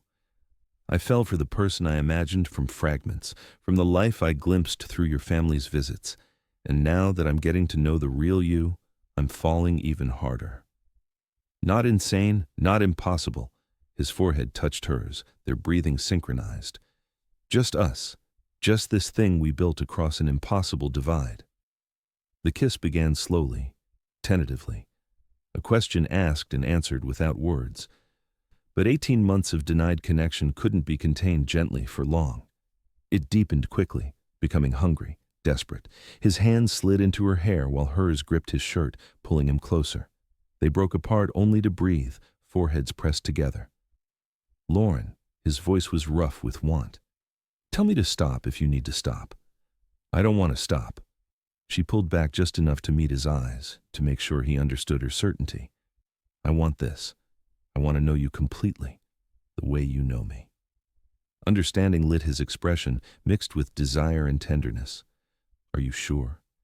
Because once we cross this line, instead of answering verbally, she kissed him again, deeper, more certain. His hands tightened on her waist, and she felt him surrender to the moment, to her, to them. When they finally broke apart, both breathing unsteadily, Owen took her hand. Come with me, he murmured against her lips. He led her to his bedroom. The space was understated like the rest of the apartment, but intimate. Soft lighting, a large bed with cream linens, windows overlooking the park. It should have felt intimidating. Instead, it felt right. They undressed each other slowly, reverently. Each revealed inch of skin was met with gentle touches, whispered appreciations. Lauren traced the surgical scar along his temple, the physical reminder of how close she'd come to never knowing him awake. She kissed it softly, feeling him tremble at the tenderness. He traced her curves with wonder, telling her she was beautiful until she believed it. His hands mapped her body with the same focused attention he'd brought to everything else, learning her responses, what made her gasp or shiver or press closer. The first time Owen's lips traced the curve of Lauren's shoulder, she understood with sudden clarity that this moment was about more than physical desire. This was 18 months of silent longing finally finding expression. His hands, the same hands she'd held during countless exercises believing he couldn't feel her touch, now explored her body with reverent attention. I imagined this, he whispered, against her collarbone, his voice rough with emotion and want. Lying in that bed, listening to your voice, I'd imagine what it would be like to touch you, to see you, to show you everything I felt but couldn't express. And? Her voice was breathless as his lips moved to the hollow of her throat, his hands steady on her waist. Reality is infinitely better. He lifted his head to look at her, his hazel eyes dark with desire and something deeper, tenderness that made her chest ache. You're here, present, choosing me, choosing this. She framed his face with her hands, brought him back to her lips. The kiss started gentle but quickly ignited into something more consuming, more necessary. They tumbled onto the bed, a tangle of limbs and whispered names. His weight settled over her, familiar and new at once, real in ways her imagination had never captured. Lauren took control then, rolling them so she was above him. She needed this, needed to reclaim the agency that had been lost in those 18 months of one-sided confession. His hands came to her hips, steadying but not directing, letting her lead, letting her set the pace and terms. Tell me what you want, she said, echoing words he'd once written in the journal. You, just you.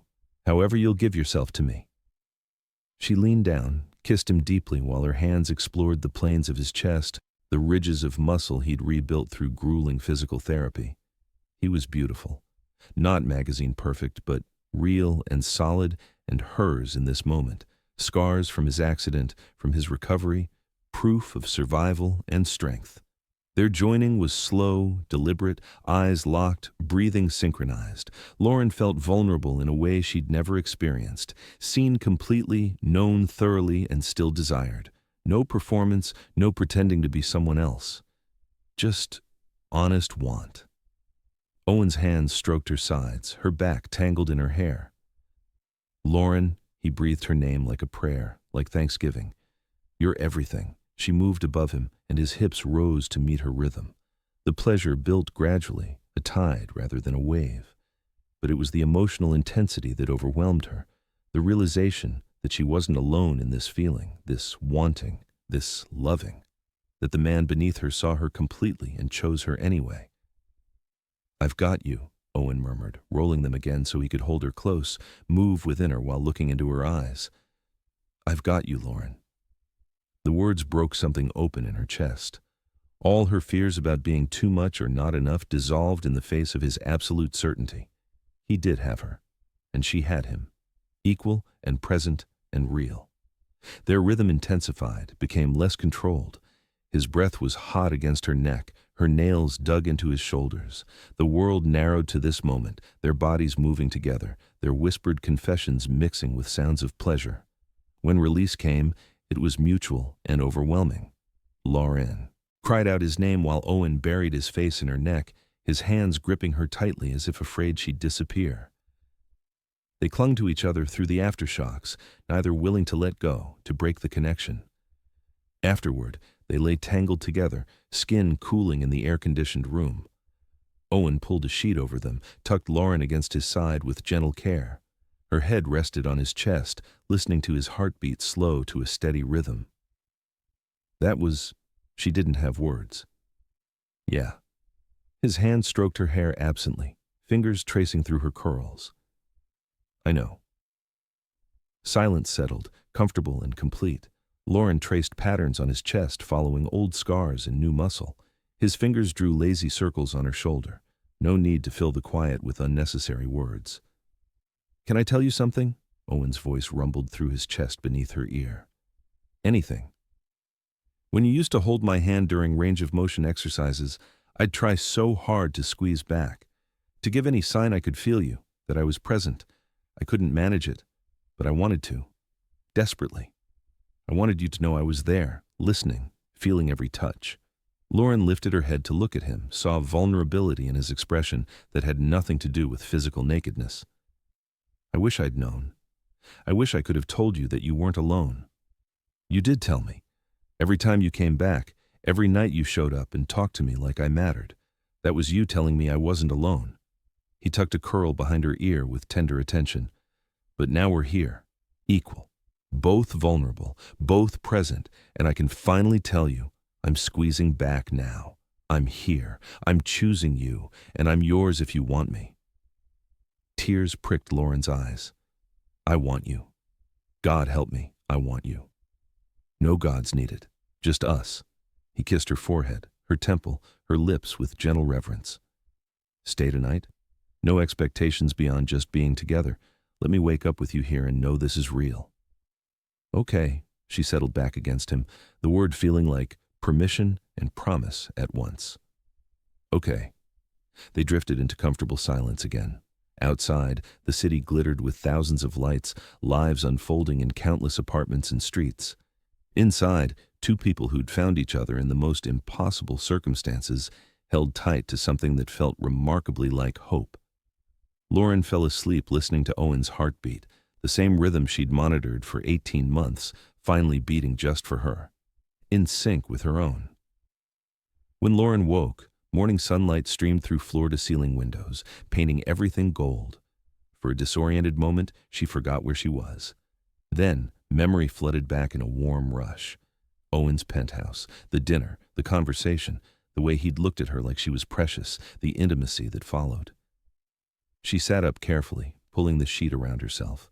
Owen's dress shirt from last night lay across a nearby chair. She slipped it on, buttoning it halfway, and ventured out of the bedroom on quiet feet. She found him in the kitchen, barefoot in jeans and a t-shirt, pouring coffee into 2 mugs with focused concentration. He looked up when she entered, and his smile was so openly happy that it transformed his entire face. Gone was the controlled CEO or the determined patient. This was just Owen, relaxed and content. "Good morning." His voice was warm, intimate in the way of shared secrets. "I hoped you'd stay." "You said no expectations." She accepted the coffee mug he offered, their fingers brushing in the exchange.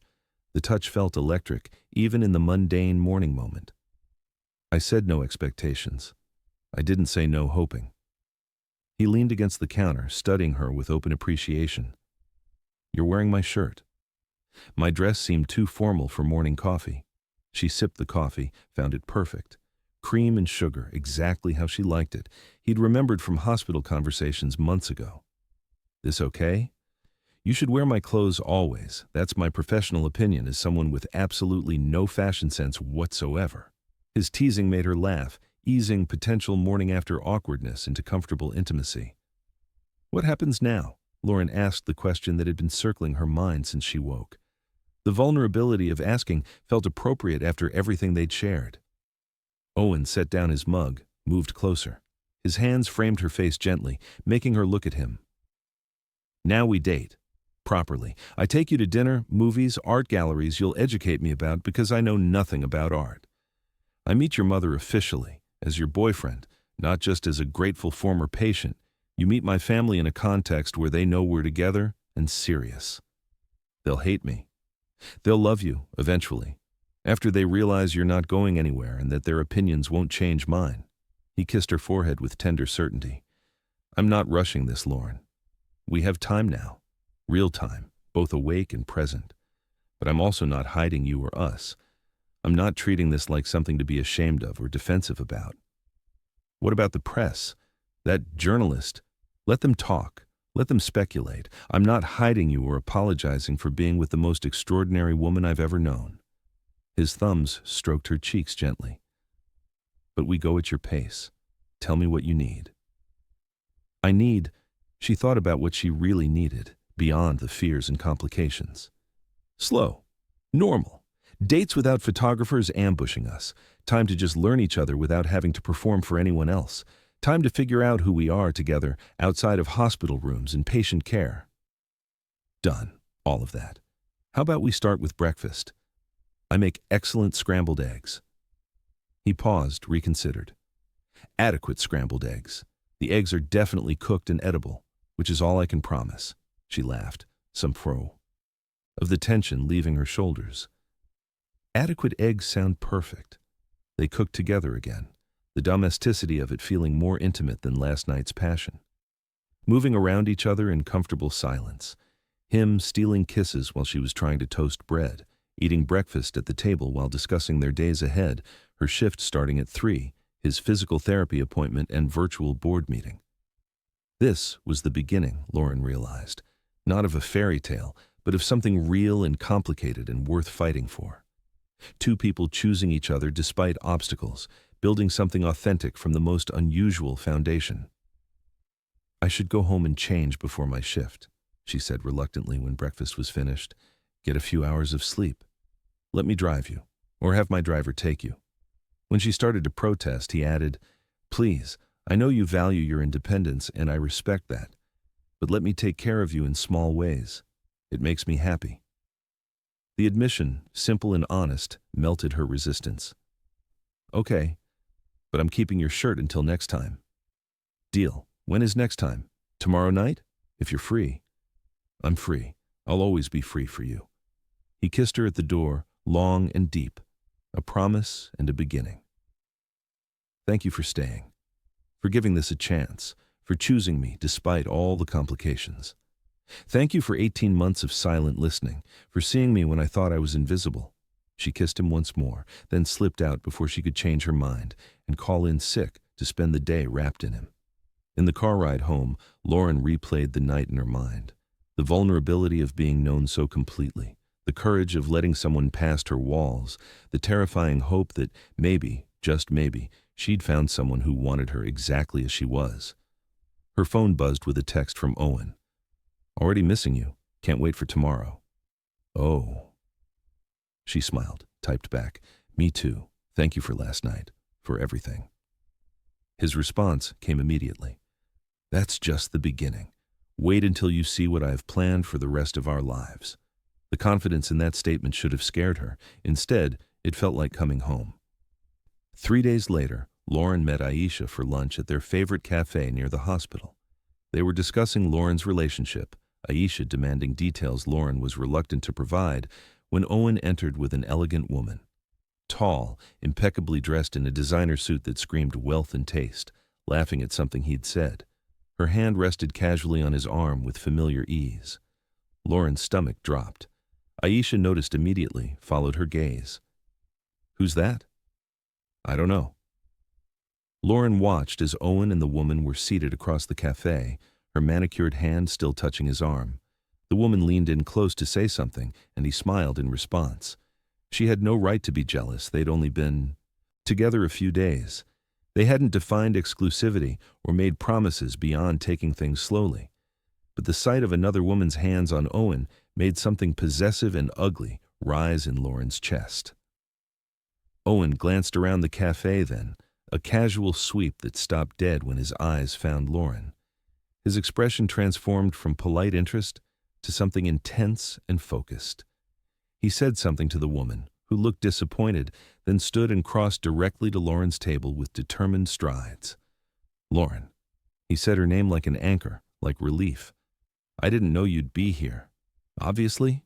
She hated how cold her voice sounded, how much the jealousy showed despite her efforts to hide it.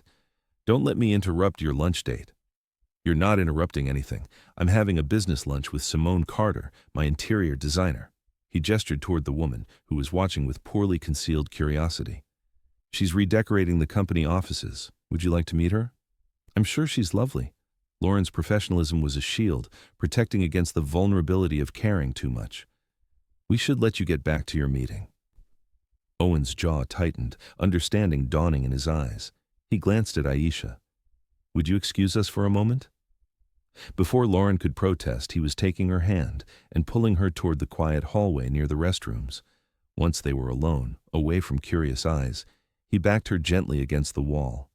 Not aggressive, but deliberate, giving her his complete attention. "What just happened?" His voice was low, confused, but not angry. "Nothing. You're having lunch with a beautiful woman. It's fine." "Are you jealous?" The realization dawned on his face, followed by something that looked remarkably like satisfaction. "You are. You're jealous. Don't sound so pleased about it." "I'm extremely pleased about it." His hands bracketed her head, caging her in without touching, creating intimacy without pressure. "Because it means you care. Means this is real for you too, not just physical attraction or curiosity." "Of course it's real. That doesn't mean I want to watch other women touch you in public." She was touching my arm about fabric swatches and paint colors, professional politeness. "But you know what?" He leaned in closer, his lips nearly brushing hers. "I didn't even notice because I was thinking about you. About last night when you wore my shirt, about when I can see you again, about how much I want to kiss you right now." "You're just saying that to make me feel better." "I'm saying it because it's true." He finally kissed her, slow and possessive, claiming her in a way that left no room for doubt. "There's no one else. Just you. Only you. Has been since month 6 when I realized what I was feeling. Will be for as long as you'll have me." When they broke apart, Lauren felt foolish and relieved at once. "I overreacted." "You felt something." "I like that you felt something." He took her hand, kissed her knuckles with tender attention. "Come meet Simone properly. Let me introduce you as my girlfriend, the woman I'm crazy about. And then tonight, come to my place. Let me show you exactly how much you have no reason to be jealous." The promise in his voice made warmth pool in Lauren's stomach. "Okay." They returned to the tables. Owen introduced Lauren to Simone, who was gracious and clearly picked up on the dynamic immediately. Professional, but knowing. As Lauren returned to Aisha, Owen's hand lingered on her lower back, a subtle but clear claim that anyone watching could interpret. Aisha grinned knowingly once Lauren sat down. So, that's how it is. Shut up. You're glowing. It's disgusting and adorable. Tell me everything. Despite herself, Lauren laughed. Maybe jealousy was normal. Maybe caring enough to feel possessive wasn't weakness. Maybe she could let herself have this without constantly waiting for disaster. Chapter 5. 2 weeks into officially dating, Owen asked Lauren to dinner with his mother. The invitation felt weighted with significance, like crossing another threshold, meeting the family officially, not as his nurse, but as his girlfriend. Lauren agreed despite the trepidation twisting her stomach. Rosalind Reed's Upper East Side townhouse was everything Lauren expected, tastefully decorated with art that probably cost more than Lauren's yearly salary, expensively maintained, radiating old money and careful curation. A housekeeper in uniform showed them into a dining room with a table that seated 12, though only 3 places were set at one end. Rosalind herself was elegant at 68. Silver hair styled in a perfect bob, wearing what Lauren recognized as Chanel because her ex-boyfriend's mother had worn the same designer. Her smile was polite when Owen introduced Lauren, but her eyes were assessing, measuring, calculating value. Lauren, Owen has told me so much about you. Rosalind's handshake was firm, her skin soft but her grip revealing strength. Please, sit. Dinner was served by the same housekeeper. French cuisine, multiple courses presented with formal precision. Lauren used the correct fork, made polite conversation, but felt like she was being tested with every bite, every word, every gesture, like a job interview where the position was Owen's girlfriend and she was failing. So you're a nurse, Rosalind said during the main course, making it sound vaguely distasteful, like announcing a profession slightly beneath notice. That must be fulfilling work. It is, Lauren kept her voice neutral, refusing to be baited. I've been in ICU care for 12 years. It's demanding but rewarding. You're present for people during their most vulnerable moments. I'm sure, Rosalind sipped her wine with elegant precision. Owen mentioned you were his night nurse during his recovery period. That must have created a unique bond between you. The implication hung in the air like smoke, that Lauren had taken advantage, that the relationship was somehow inappropriate or born from power imbalance. Lauren felt her spine straighten, her professional mask settling into place. Mother, Owen's voice carried warning. I'm simply curious how such a relationship develops. It seems rather unconventional. Rosalind set down her wine glass with deliberate care. One doesn't typically date their healthcare providers. What's unconventional about 2 people connecting authentically? Lauren met Rosalind's gaze directly, refusing to be intimidated. I didn't know Owen was conscious when I talked to him. I thought I was simply providing comfort to a patient who couldn't hear me. When I learned the truth, I tried to walk away multiple times because I was terrified of exactly what you're implying. And yet you didn't walk away. No, because Owen convinced me that what we shared was real, that it wasn't based on power imbalance or gratitude or some kind of manipulation, but genuine connection formed under unusual circumstances. Lauren's hands tightened on her napkin under the table. I'm not here for his money, Mrs. Reed. I have my own career, my own life, my own financial obligations. I'm here because I love your son. Rosalind's expression didn't change, but something flickered in her eyes. Surprise, perhaps, at Lauren's directness, at her refusal to be cowed by wealth or social status or implied judgment. Love is a strong word for such a short acquaintance. We've known each other 18 months, Owen interjected, his voice tight with controlled anger. Unconventionally, yes, but known each other nonetheless. Lauren probably knows me better than anyone else in my life. The rest of dinner was strained. Rosalind asked about Lauren's background with surgical precision, where she went to school, community college first, then NYU on scholarship, where she grew up, Queens in a modest row house, what her parents did, teacher and postal worker, father deceased. Each answer seemed to confirm something in Rosalind's mind, checking boxes in an invisible ledger of inadequacy. After dessert, Owen made their excuses. In the car, he was tense with barely suppressed fury. I'm sorry, she was awful to you. She's protective, I understand. Lauren stared out the window at passing Manhattan streets, watching the Upper East Side give way to more diverse neighborhoods. But she's not wrong about our worlds being very different. Tonight made that painfully clear. Our worlds are what we make them. He took her hand, his grip almost too tight. Don't let her get in your head, Lauren. She's dealing with her own biases and fears. But it was too late.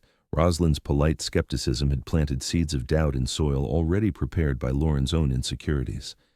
The gap between ICU nurse working double shifts and billionaire tech CEO felt wider than ever, illuminated by crystal chandeliers and French cuisine and the weight of old money.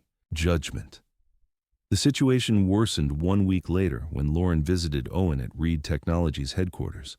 She'd never seen his office, wanted to understand that part of his life, see where he spent his days building the company he'd created from nothing. His assistant offered coffee while Lauren waited in the reception area, surrounded by sleek design and the quiet hum of wealth. Julian emerged from Owen's office, stopped when he saw her. His expression shifted from surprise to something colder. Ms. Hill. His tone was professionally distant, carefully neutral. Owen didn't mention you were visiting. I wanted to surprise him, take him to lunch if he's free. She felt defensive without reason, like she'd been caught somewhere she didn't belong. May I speak with you? Briefly. It wasn't really a question, more a command wrapped in politeness. He led her to a small conference room, closed the door with deliberate care. The gesture felt ominous, like being called to the principal's office.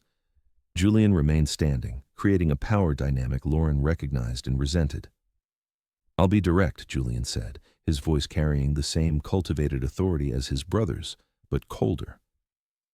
You're a distraction Owen can't afford right now. He's behind on critical company decisions because he's focused on personal matters. The board is questioning his judgment and fitness to resume full leadership. His judgment about the company or about me? Both, frankly. You appeared in his life during an extremely vulnerable time, a 1.5 years of recovery from traumatic brain injury, and suddenly, he's in a serious relationship with his former nurse, making decisions that prioritize spending time with you over business obligations that can't wait. Julian's expression remained hard. Missing meetings, delegating responsibilities he should handle personally. This isn't like him. That sounds like healthy work-life balance, Lauren countered, refusing to be intimidated despite the way her heart hammered. Not a character flaw. It sounds like a man not thinking clearly. Julian crossed his arms, his posture defensive and closed. Look, I don't doubt you care about my brother, but you have to see this from our perspective, from the board's perspective. He nearly died. He's still recovering, still dealing with the trauma of 18 months trapped in his body. And suddenly, he's in a serious relationship with the nurse who cared for him during that time.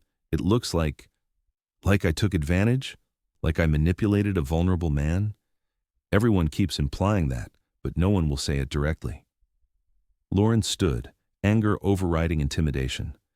I tried to walk away when I learned the truth, multiple times. Owen pursued me. He made the choice to be with me, not the other way around. A choice he might not have made if he wasn't emotionally compromised by trauma and gratitude. You don't think much of your brother's judgment. I think he's human. I think he's been through something that affects cognitive function and decision-making in ways we don't fully understand yet. And I think, Julian paused, seemed to reconsider his words. I think you should ask yourself if you're really ready for what being with Owen means. The scrutiny from press, board members, investors, the pressure of his world, the family expectations that won't just disappear because he wants them to, the public attention and speculation about your motives. I can handle it. Can you? Because from where I'm standing, you looked uncomfortable at family dinner with our mother, out of place in this building, defensive whenever someone questions this relationship. Julian's voice softened slightly, almost sympathetic. I'm not trying to be cruel, Ms. Hill. I'm trying to be realistic. Owen deserves someone who can stand beside him in all aspects of his life, not someone who's always going to feel like an outsider looking in. The words hit harder because they echoed Lauren's own fears, the doubts she'd been carrying since Rosalind's dinner, since walking into this sleek office building where everyone looked like they belonged and she felt like an imposter. Before she could respond, Owen entered the conference room. What's going on? His gaze moved between them, sharpening when he saw Lauren's expression, the way she'd gone rigid, defensive. Julian, what did you say to her? Just having a conversation, Julian said smoothly, his professional mask sliding back into place. I'll leave you two alone. He exited, leaving heavy silence in his wake. What did he say to you? Owen crossed to Lauren immediately, hands on her shoulders with gentle concern. The truth. Her voice sounded distant to her own ears, like she was speaking from underwater. That I don't fit in your world, that I'm a distraction you can't afford, that this relationship is affecting your judgment and the board is concerned. Julian is overstepping. Is he wrong? Lauren looked up at Owen, really looked at him in this context. Expensive suit, corner office, the weight of a billion-dollar company on his shoulders. Have you been missing meetings, avoiding business obligations? I've been prioritizing my life over my work. There's a difference. Owen's voice was careful, controlled. I spent years sacrificing everything for Reed Technologies. It nearly killed me, literally. When I was trapped in that hospital bed, unable to speak, you know what I regretted? Not the deals I didn't close, not the board meetings I missed. I regretted not having real relationships, not taking time for things that actually matter. But it's affecting the company, your company, the thing you built from nothing. She stepped back from his touch, needing space to think. Maybe Julian's right. Maybe we moved too fast. Maybe we need to slow down significantly. Slow down or stop? His voice was careful, controlled, but she heard the fear underneath. I don't know. Tears threatened, but she refused to let them fall. Not here, not in his office where she already felt so out of place. I just know that everyone keeps telling me I don't belong in your world, and the harder I try to fit, the more obvious it becomes that they're right. They're not right. They're scared of change, of me choosing something they can't control or understand. Owen reached for her again, but she evaded his touch. Lauren, please, don't let them do this. Don't let their prejudice and fear destroy what we have. I need time to think. She gathered her bag with shaking hands. I'm sorry. I just need space to figure out if I'm strong enough for this. She walked out before he could stop her, before she could change her mind. In the elevator, she finally let the tears fall.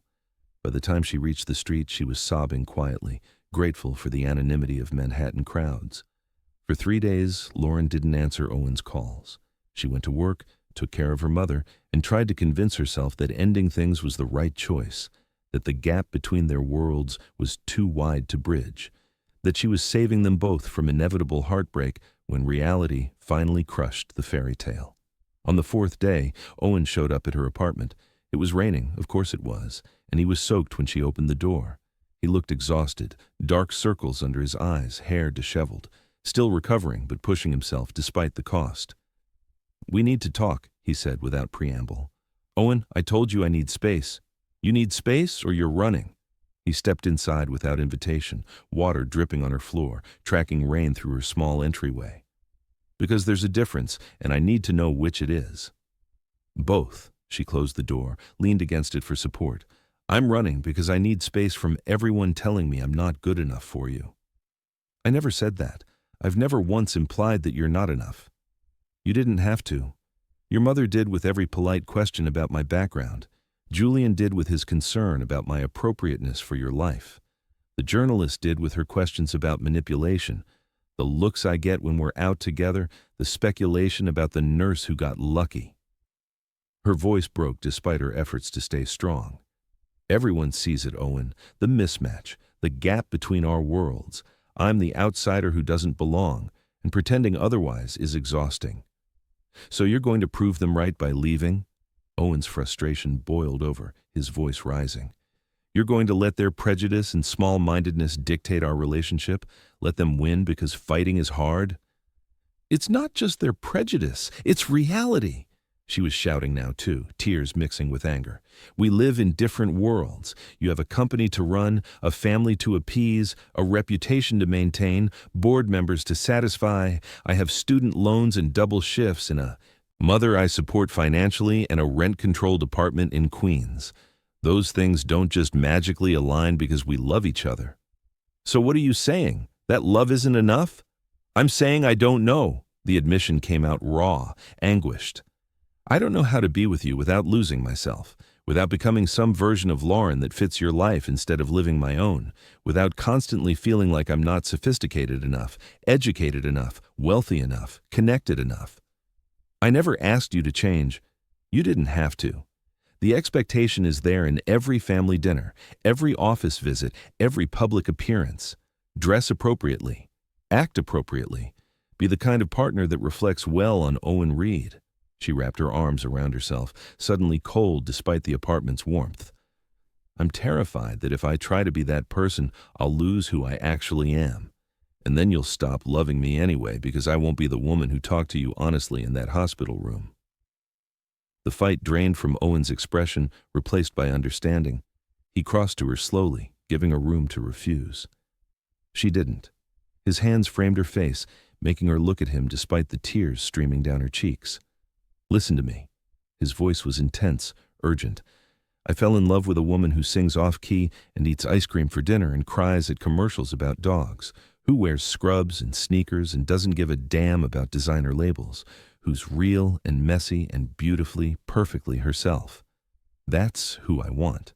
Not some polished version who fits my mother's expectations or impresses board members. That's not the woman your family wants you with. I don't care what they want. I care what I want, what we want. His forehead touched hers, his breath warm against her skin. Yes, our worlds are different. Yes, there will be challenges and awkward moments and people who judge. But Lauren, I don't want you to fit into my life. I want to build a new life with you. One where we're both ourselves, no performance required. Where we support each other's work without sacrificing everything else. Where love and partnership matter more than social standing or family approval. What about your company? Julian said, Julian is worried I'm changing my priorities. He's right. I am. Owen's voice was fierce, certain. I spent 5 years sacrificing everything for Reed Technologies. My marriage, my health, my personal relationships. It nearly killed me, literally. When I was trapped in that bed, unable to speak, you know what I regretted? Not building a bigger company, not making more money. I regretted not having real connection, not taking time for things that give life meaning. Not being brave enough to build something beyond wealth. Business matters, not as much as you do. He kissed her forehead, her temple, her wet cheeks with tender attention. I'm not giving you up because my family is uncomfortable or my board is impatient or my brother thinks I'm distracted. I'm restructuring how I work so I can have a life. With you. If you'll let me. If you're brave enough to fight for us. Lauren's resistance crumbled. She gripped his wet shirt, pulled him closer, despite the rain soaking through to her own clothes. I'm so scared. I know. So am I. He held her tightly, like she was precious and might slip away if he loosened his grip. But I'm more scared of losing you because I let other people's opinions matter more than what we have. More scared of waking up in 5 years and regretting that I didn't fight for the most important thing in my life. Your mother hates me. She'll come around, and if she doesn't, that's her loss, not yours. He pulled back to look at her, his hazel eyes intense with conviction. I choose you, Lauren. Every time, in every situation, I choose you. The question is, do you choose me? Even with all the complications? Even knowing it won't be easy?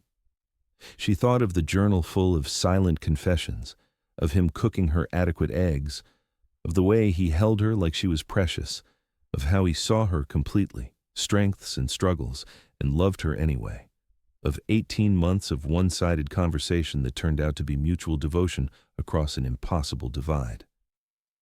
Yes, the word emerged as a whisper, then stronger. Yes, I choose you. I choose us, even when it's scary, even when it's hard. He kissed her then, hard and desperate, pouring 18 months of fear and wanting and fighting into the contact. She kissed back with equal intensity, channeling her frustration and love and terror into the connection. They broke apart only to breathe, only to whisper promises against each other's lips. Come to bed, she said when they could speak again. You're soaking wet and probably catching pneumonia. Trying to take care of me again, nurse? Always. She took his hand, led him to her small bedroom. But this time, you get to take care of me too. Equal partnership, remember? That's all I've wanted. He followed her, already pulling off his wet shirt with practiced ease. To care for you the way you've cared for me. To show you what it means to be truly partnered, truly seen, truly loved. They made love with different energy than before. Not the exploratory gentleness of first discovery, but the passionate intensity of two people who almost lost each other and were grateful for another chance, desperate and tender at once, claiming and surrendering in the same breath. Afterward, wrapped in her sheets with rain pattering against windows, Owen traced patterns on her bare shoulder with gentle fingers. We'll figure this out, he promised, together, one challenge at a time. Lauren wanted to believe him, chose to believe him. For tonight, wrapped in his arms with his heartbeat steady beneath her ear, that was enough. 2 weeks later, a tabloid ran an exposé that made everything worse. Billionaire's bedside confessional. Did nurse manipulate coma patient? The article featured the photo from the parking garage, speculation about Lauren's motives, and anonymous quotes from hospital sources suggesting she'd provided special care to wealthy patients in hopes of personal gain. Lauren saw it when a patient's family member was reading the tabloid in the hospital cafeteria, her face prominently featured on the cover. The headline screamed from newsstands, her full name printed for millions to see. They'd found information about her mother, her father's death, her financial situation. Everything private was now public consumption, twisted into a narrative of gold-digging manipulation. She called in sick for the first time in 5 years, locked herself in her apartment, ignored her phone as it rang with calls from reporters, from colleagues asking if she was okay, from Owen, 12 calls from Owen that she couldn't bring herself to answer. Aisha eventually broke in using the spare key Lauren had given her for emergencies. Okay, that's enough hiding. She found Lauren on the couch, surrounded by used tissues, still wearing yesterday's clothes. This is garbage journalism. Everyone who knows you knows it's lies. But everyone who doesn't know me will believe it. Lauren's voice was hollow, scraped raw from crying. My patients' families will wonder if I gave them adequate care or if I was too focused on landing a billionaire. My colleagues will question my professionalism. The board will wonder if I violated ethics rules. My entire career, everything I've built. Your career is solid. You're an excellent nurse with 12 years of exemplary service. One trash article doesn't erase that. Owen called 12 times. I can't talk to him. Why not? He's probably losing his mind with worry. Because this is what being with him means. My life dissected for public entertainment. My privacy gone. My motives constantly questioned. Every action scrutinized and twisted. Lauren looked at Aisha with red-rimmed eyes. I thought I could handle it, but I can't, Aish. This is too much. So you're ending it? Letting the tabloids win? Letting them drive you away from someone you love? I'm choosing self-preservation, protecting what's left of my reputation and sanity. Before Aisha could respond, someone pounded on the apartment door. Owen's voice came through, urgent and worried. Lauren, please open the door. I know you're in there. Aisha's car is outside. Aisha looked at Lauren. You have to talk to him. Lauren opened the door with trembling hands. Owen looked like he hadn't slept in days. Hair disheveled, wearing yesterday's clothes, dark circles under his eyes that rivaled her own. He was holding a thick folder of papers. I'm suing them, he said without preamble, his voice hard with controlled fury. For defamation, invasion of privacy, everything my legal team can throw at them. They'll retract the article, pay damages, and publicly apologize. I won't let them destroy your reputation because you're with me. That won't help. Legal action will just keep the story alive longer, generate more headlines, more speculation. Lauren's voice was flat, exhausted. It'll make everything worse. I don't care. They attacked you with lies, made you sound like a predator when you're the most ethical, compassionate person I know. His hands clenched the folder so hard, his knuckles went white. I'm not letting them get away with that. Maybe I shouldn't be with you. The words hurt to say, like swallowing glass. Maybe this is a sign that we're not meant to work, that the complications are too great, the cost too high. Don't, he cut her off with sharp urgency. Don't use this as an excuse to run. We knew there would be challenges. We knew some people would judge or speculate or create ugly narratives. I didn't know they'd print lies about me. Call me a gold digger in a national publication. Suggest I manipulated you when you were vulnerable and unable to consent. Her voice rose with each word. How do I fight that, Owen? How do I prove I love you and not your money when the entire narrative is set against me from the start? By staying. By not giving them the satisfaction of driving us apart.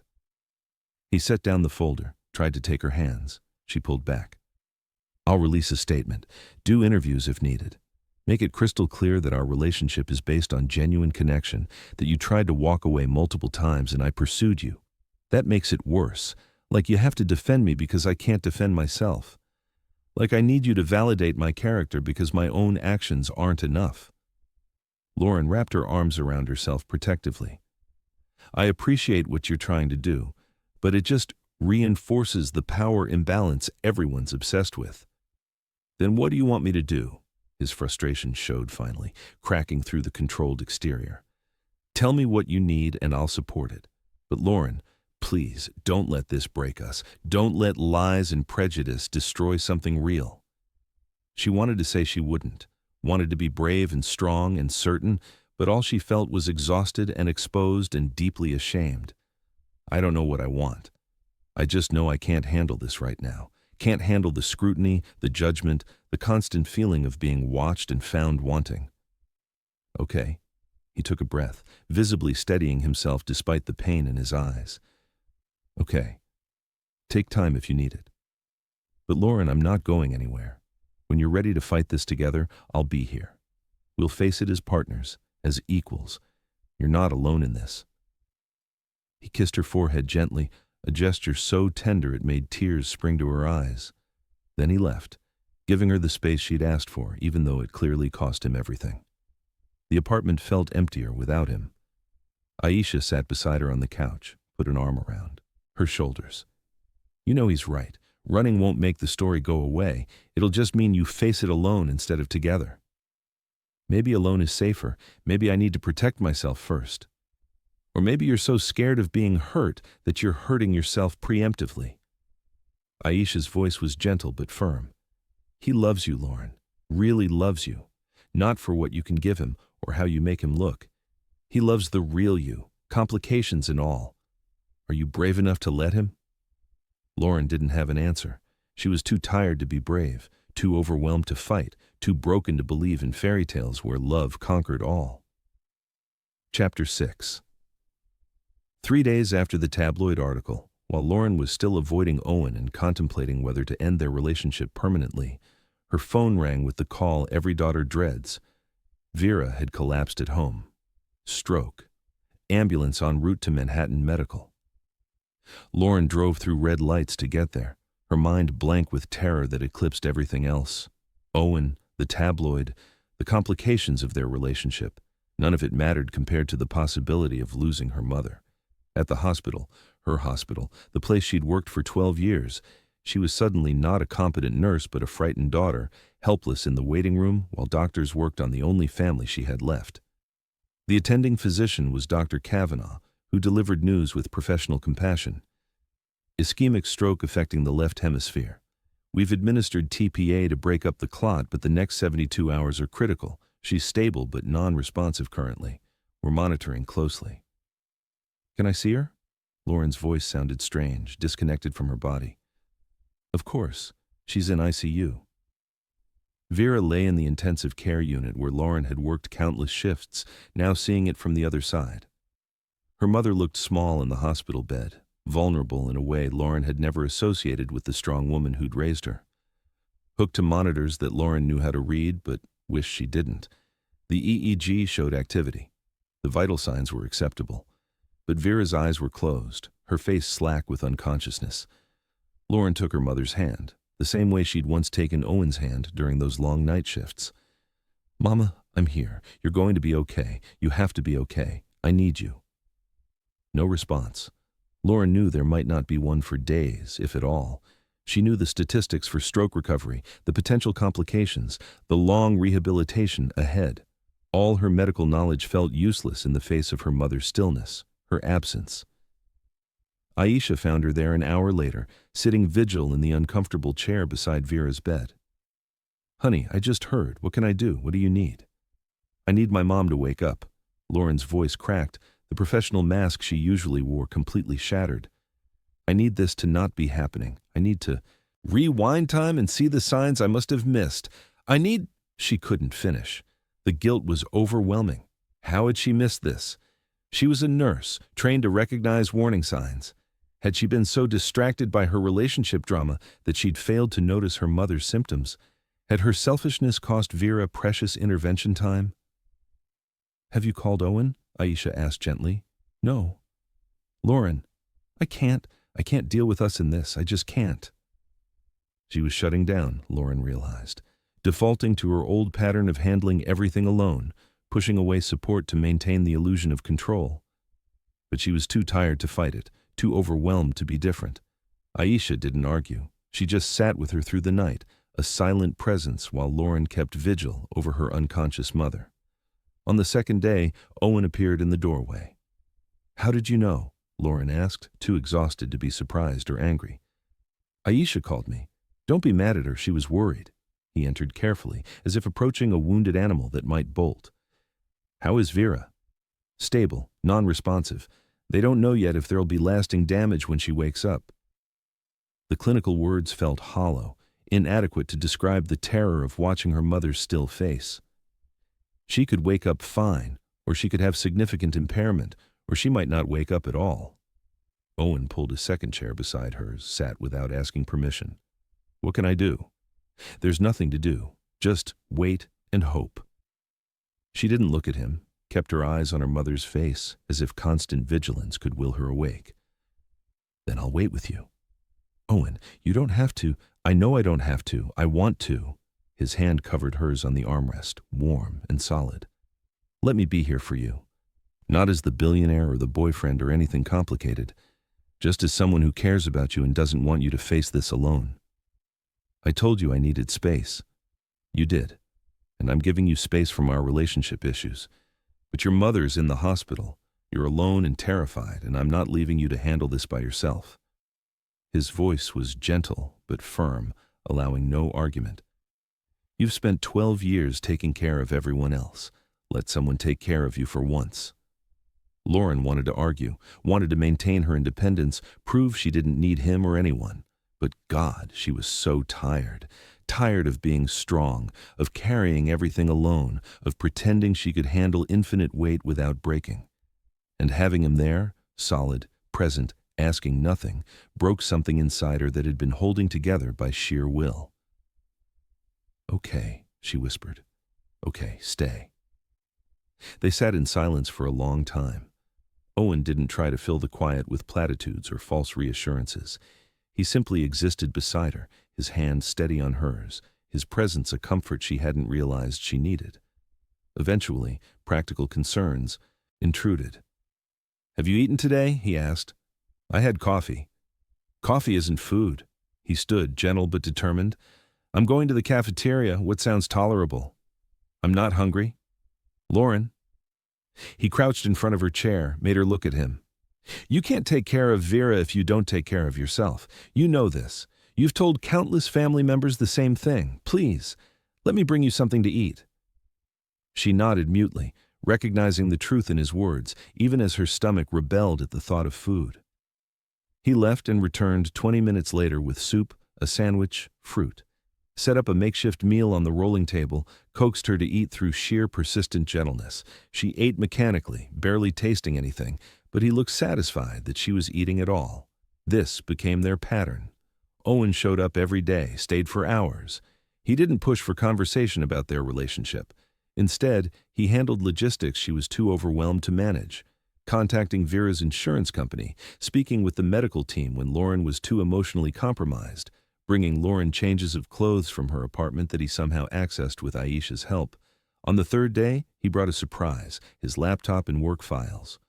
I'm working remotely this week, he explained, setting up at the small desk in the corner of Vera's room. Figured I might as well work here, keep you company while you keep vigil. Owen, you can't abandon your company for me. I'm not abandoning anything. I'm delegating and working from a different location.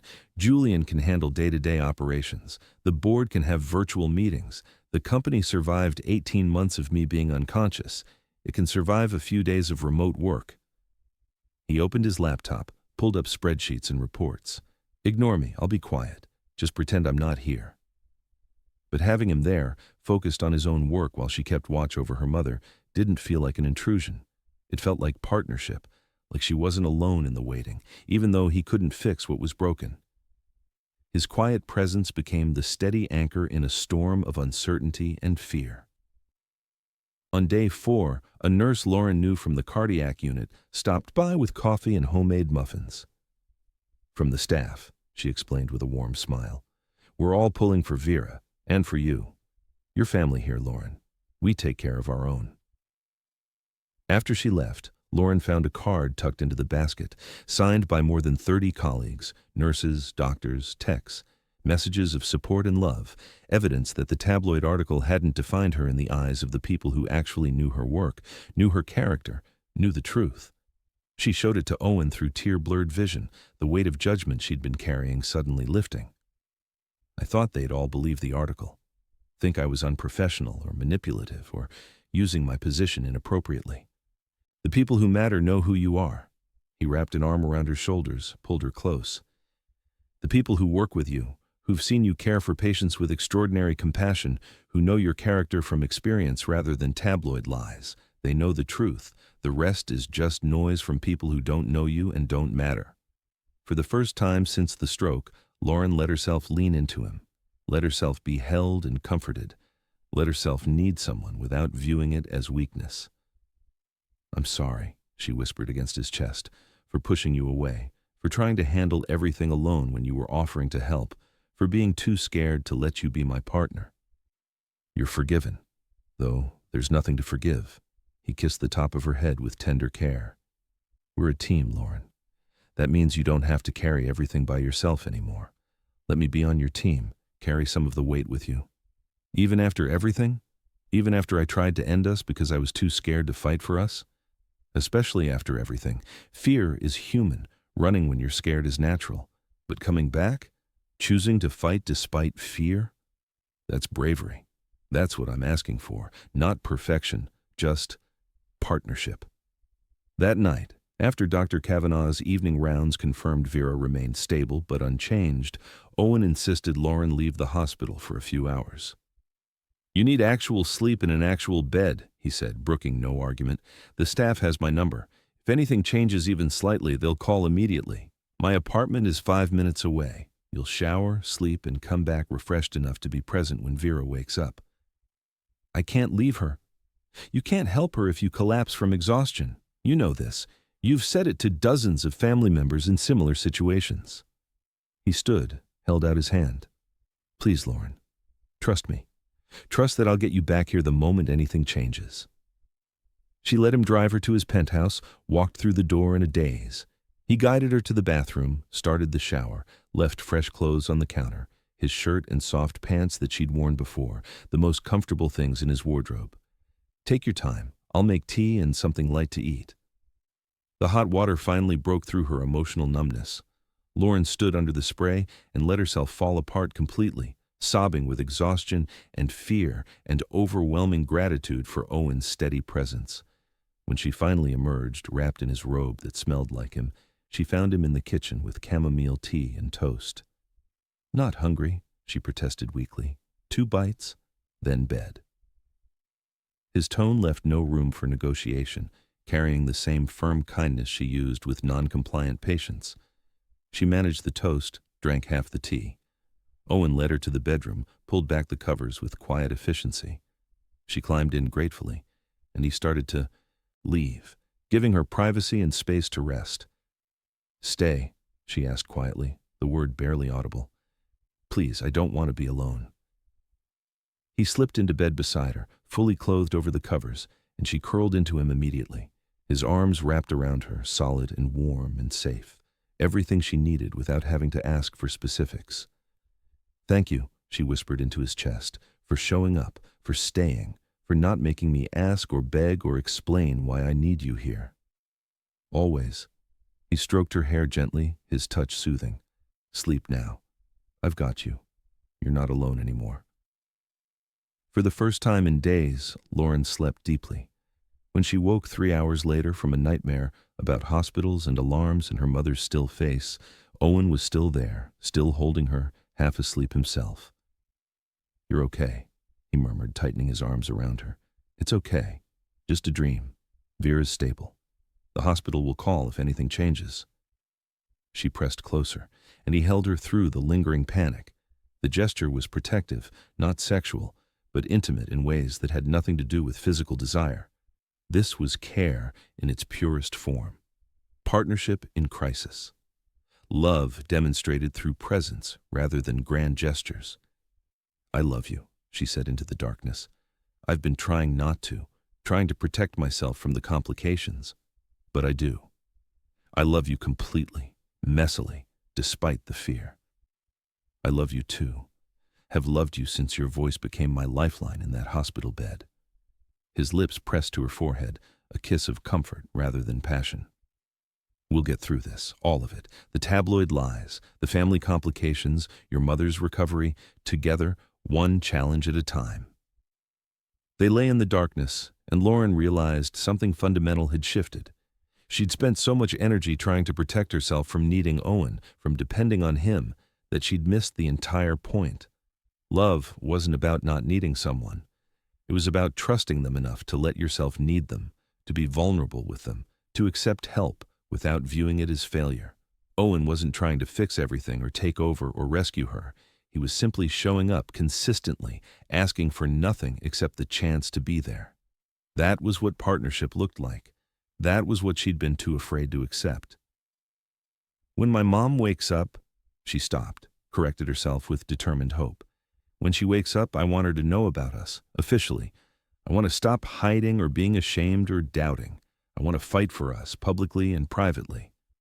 "When she wakes up," Owen said firmly, refusing her earlier doubt, "we'll tell her together, and then we'll figure out everything else. The board concerns, the family issues, the public narrative, one step at a time, as partners." "What about your family? The board? The tabloids?" "We'll handle them. Together." He shifted to look down at her in the dim light filtering through windows. "You're not alone anymore, Lauren. You don't have to carry everything by yourself. I'm here. I'm staying. Let me carry some of the weight with you." Finally, she let herself believe him. Let herself accept the partnership he'd been offering all along. Let herself be loved without conditions or performance, or the constant fear of being found insufficient. On the 6th day, Vera's eyes opened. Lauren was alone in the room. Owen had stepped out to take an important call from his board when her mother's fingers twitched in hers. She looked up to see Vera blinking slowly, confused but conscious, fighting her way back to awareness. "Mama?" Lauren's voice broke on the word. "Can you hear me? Squeeze my hand if you can hear me." Vera's fingers squeezed weakly but deliberately. Lauren hit the call button, and within seconds, Dr. Kavanaugh and nurses flooded the room for assessment. Lauren stood back, letting them work, her heart hammering with desperate hope. The news was cautiously optimistic. Vera was conscious and responsive. Speech might be affected temporarily or permanently. Too early to tell. Motor function on her right side was impaired but present. It would take weeks of intensive therapy to determine the full extent of recovery and lasting damage. But she was awake. She was present. Lauren could work with that. She'd help her mother through rehabilitation the same way she'd helped countless patients, with patience, determination, and unwavering belief in recovery.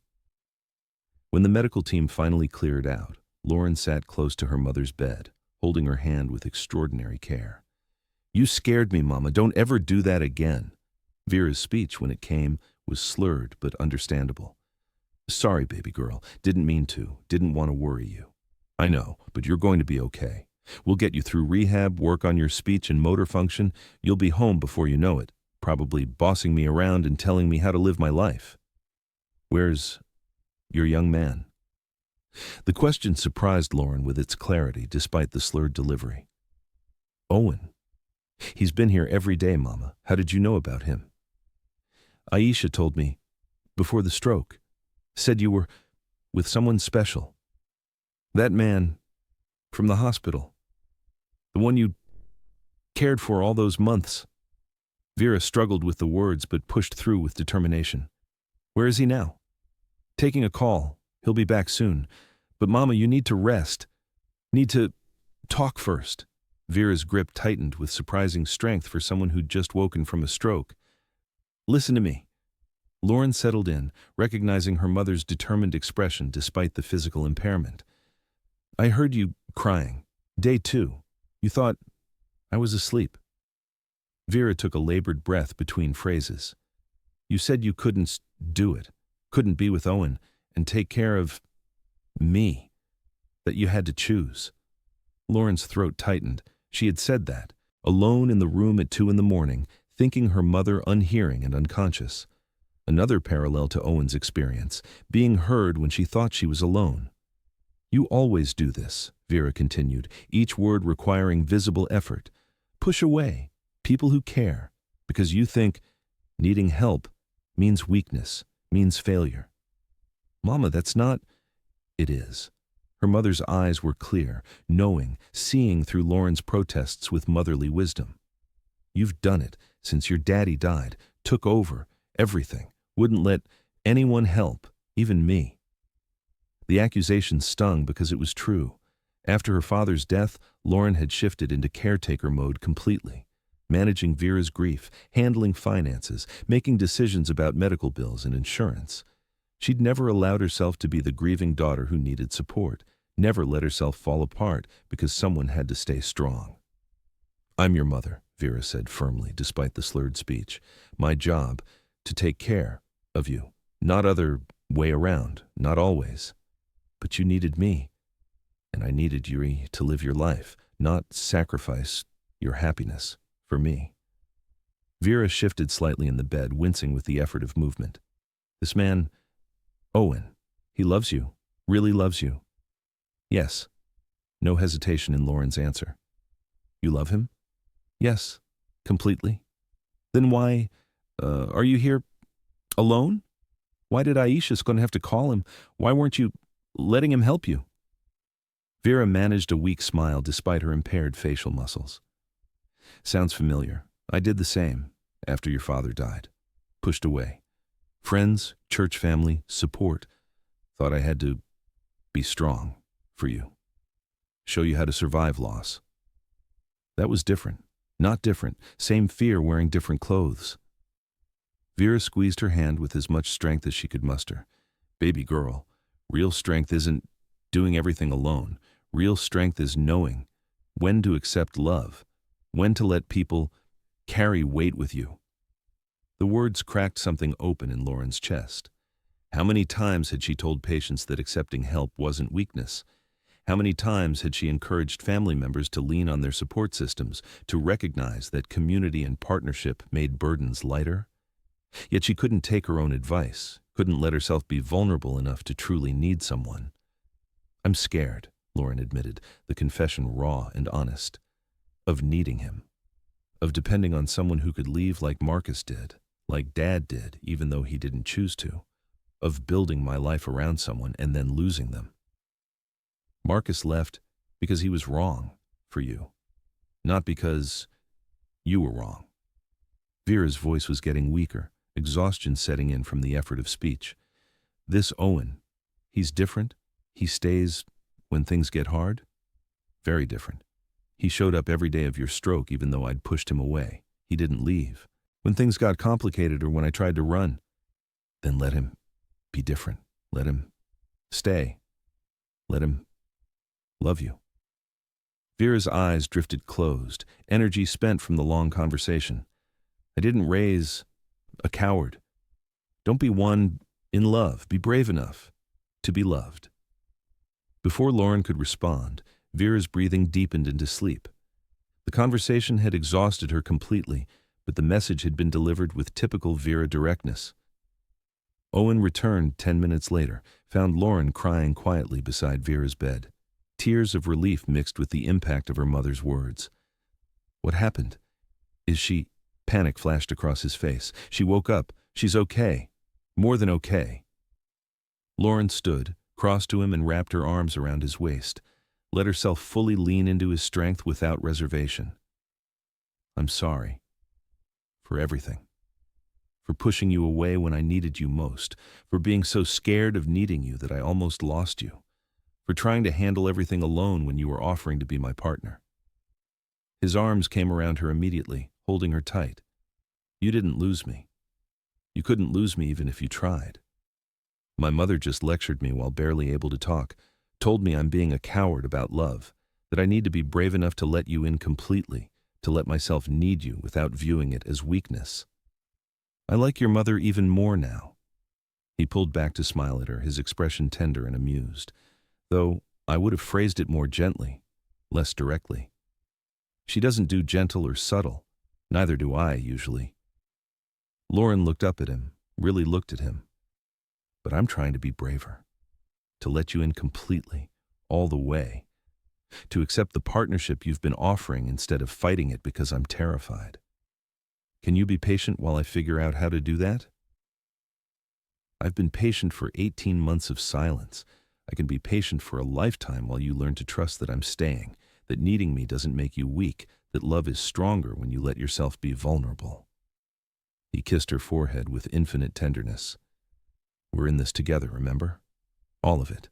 The good, the complicated, the scary parts. Together as equals." "Together," she echoed, and finally believed it fully. Let herself trust that he meant it, that he'd stay even when it was hard, that their love was strong enough to weather complications. Have you ever felt caught between two worlds in a relationship, like you had to choose between love and being yourself? Well, what would you do in Lauren's position? Drop your thoughts in the comments, and don't forget to subscribe if you're invested in seeing how Lauren and Owen navigate these challenges. 2 weeks after Vera's stroke, with her mother stable and progressing well in rehabilitation, Owen asked Lauren to Sunday dinner with his family. But this time, it would be different. This time, they would go as a united front, partners ready to address the elephant in the room directly rather than dancing around it with polite implications. Lauren agreed despite her nerves. Vera was recovering remarkably well. Speech therapy had restored most of her verbal abilities, though she still tired easily. She was back home with in-home care arranged and paid for by Owen, which Lauren had initially protested until Vera told her to stop being stubborn and accept help graciously. Rosalind's townhouse felt different this time. Maybe because Lauren walked in holding Owen's hand, or maybe because she'd decided to stop trying to fit herself into molds that weren't made for her. She wore a simple dress she'd bought herself, not borrowed from Aisha. She'd styled her natural hair in a way that felt authentic, not what she thought appropriate looked like. She'd come as herself, and if that wasn't enough, then the problem wasn't hers. Julian arrived shortly after them, his expression still wary but less hostile than before. They settled in the same formal living room, the tension palpable but different somehow. Owen didn't waste time with pleasantries. "Thank you both for coming. We need to address the situation directly. Your objections to my relationship with Lauren, the concerns you've raised about my judgment, the implications that Lauren is somehow manipulating me or taking advantage. All of it. We're going to discuss it now, honestly, and then move forward one way or another." "Owen, we don't need to do this now," Rosalind started, her refined discomfort showing. "We absolutely need to do this now." His voice was firm, commanding in a way that showed the CEO beneath the sun. "Because Lauren is the woman I love, and I won't continue subjecting her to judgment and skepticism from my family. I won't let her feel like an outsider in my life because you refuse to give her a fair chance based on prejudices about class and profession." Julian set down his wine glass with deliberate care. "Look, it's not personal. It's absolutely personal." Lauren found her voice, stronger than she'd expected. "You've questioned my motives from the beginning, implied I took advantage of Owen's vulnerability, made it clear you don't think I'm appropriate for him based on my background and profession. That's extremely personal. We were protecting him. From what? From someone who actually cares about him as a person, not as a CEO or a bank account or a social connection?" Lauren's anger was controlled but clear. "I understand why you're protective. Owen went through unimaginable trauma. But your protection has become prejudice. You've dismissed my worth without ever actually trying to know me." Rosalind stiffened, her polished exterior cracking slightly. "That's a strong accusation. It's an accurate one, Mother. Owen moved to stand beside Lauren, presenting a united front. You've judged Lauren based on her profession and background without ever asking about her education. NYU graduate with honors while working full-time. Her accomplishments, 12 years of exemplary nursing care with consistent recognition for excellence. Her character, someone who shows up every single day with compassion and competence. You've simply decided she doesn't belong because she's not from our social circle, not from old money, not someone you can easily categorize into your comfortable worldview. Silence settled over the room like heavy snow. Julian shifted uncomfortably. Rosalind's perfectly composed facade showed cracks. I admit, Rosalind said finally, her voice quieter than usual, that I made assumptions. Unfair assumptions based on incomplete information and my own biases. I was worried. That I'm a gold digger? Lauren supplied the words Rosalind was dancing around. That I manipulated your son during a vulnerable time? That I'm not sophisticated enough or educated enough or wealthy enough for your world? All of those things, Rosalind admitted quietly, the honesty surprising. And I apologize. It was unfair and rooted in prejudice that I'm not proud of. I made judgments without knowing you, without giving you a chance to show me who you actually are. The acknowledgement stunned Lauren. She'd expected defensiveness, justifications, perhaps polite deflection, not this direct admission of fault. I lost my husband 5 years ago, Rosalind continued, her hands folding in her lap with uncharacteristic nervousness. Richard was wealthy, and the number of people who suddenly appeared claiming to be his friend or distant relation, hoping for financial gain from his estate, it made me deeply cynical about people's motives around wealth. When Owen was in the coma, vulnerable and unable to make decisions, people circled, hoping to benefit somehow. So when he woke up and immediately formed an attachment to his nurse, I assumed the worst pattern repeating. She wasn't one of the vultures, Owen said, his voice gentler now. She tried to walk away multiple times. I pursued her. I fought for this relationship despite her attempts to protect herself and me from complications. I know that now. I should have seen it sooner instead of letting my fear and cynicism cloud my judgment. Rosalind looked at Lauren directly for the first time without calculation or assessment. I'm sorry for my coldness, Lauren, for making you feel unwelcome in my home and in my son's life. You clearly care deeply for Owen, and he's happier than I've seen him in years. That should have been enough for me from the beginning. Julian cleared his throat, clearly uncomfortable with emotional vulnerability. I owe you an apology too, Lauren. What I said at the office, about you being a distraction, about Owen's judgment being compromised, was out of line. I was protecting what I thought the company needed without considering what my brother actually needed as a person. And frankly, since he started delegating more and working more reasonable hours, the company is running better than when he was working himself to death trying to control everything. Which was the goal, Owen interjected. Building a life, not just a business. Having relationships that matter, not just professional connections. Being human instead of just being successful. Yeah, Julian managed a small smile, genuine rather than polished. I'm starting to understand that. For what it's worth, Lauren, you've been good for him. Even I can't deny that he's more balanced, more present, more genuinely happy than he was before. And I'm sorry for making you feel like you had to prove your worth or defend your relationship. The tension eased fractionally, the hostility in the room transforming into something more like cautious understanding. Lauren exhaled slowly, some of the defensive armor leaving her shoulders. I'm not asking you to immediately love me or welcome me with open arms, Lauren said, her voice steady. I'm asking for a fair chance. Time to know me as a person, not as a category you've already judged. Time to see that I love your son for who he is, not what he has. Time to build trust instead of assuming the worst. Rosalind nodded. That's more than fair. And I'd like that.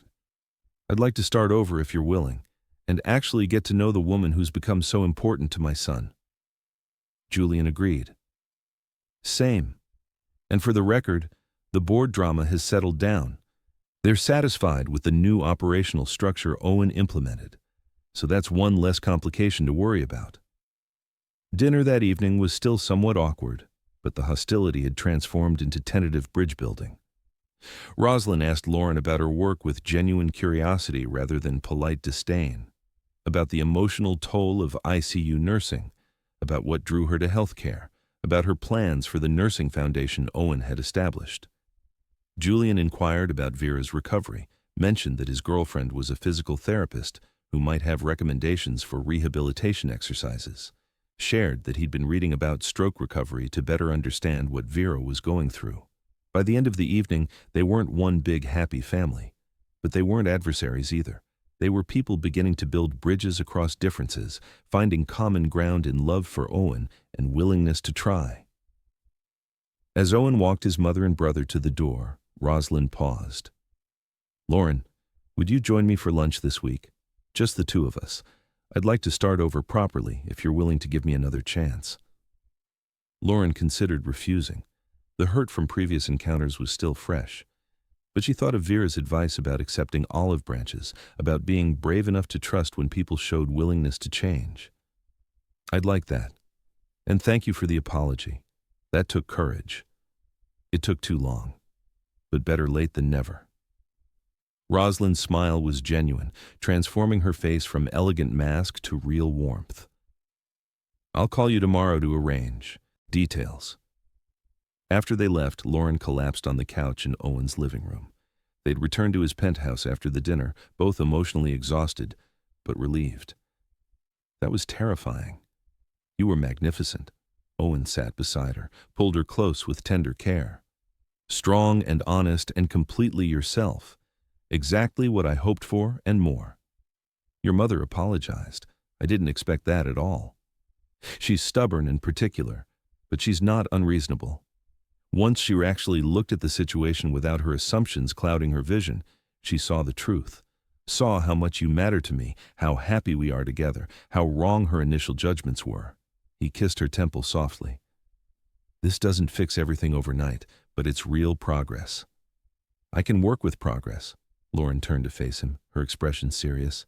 "Thank you for standing up for us, for making them see me instead of their assumptions, for being willing to choose me even if they hadn't come around.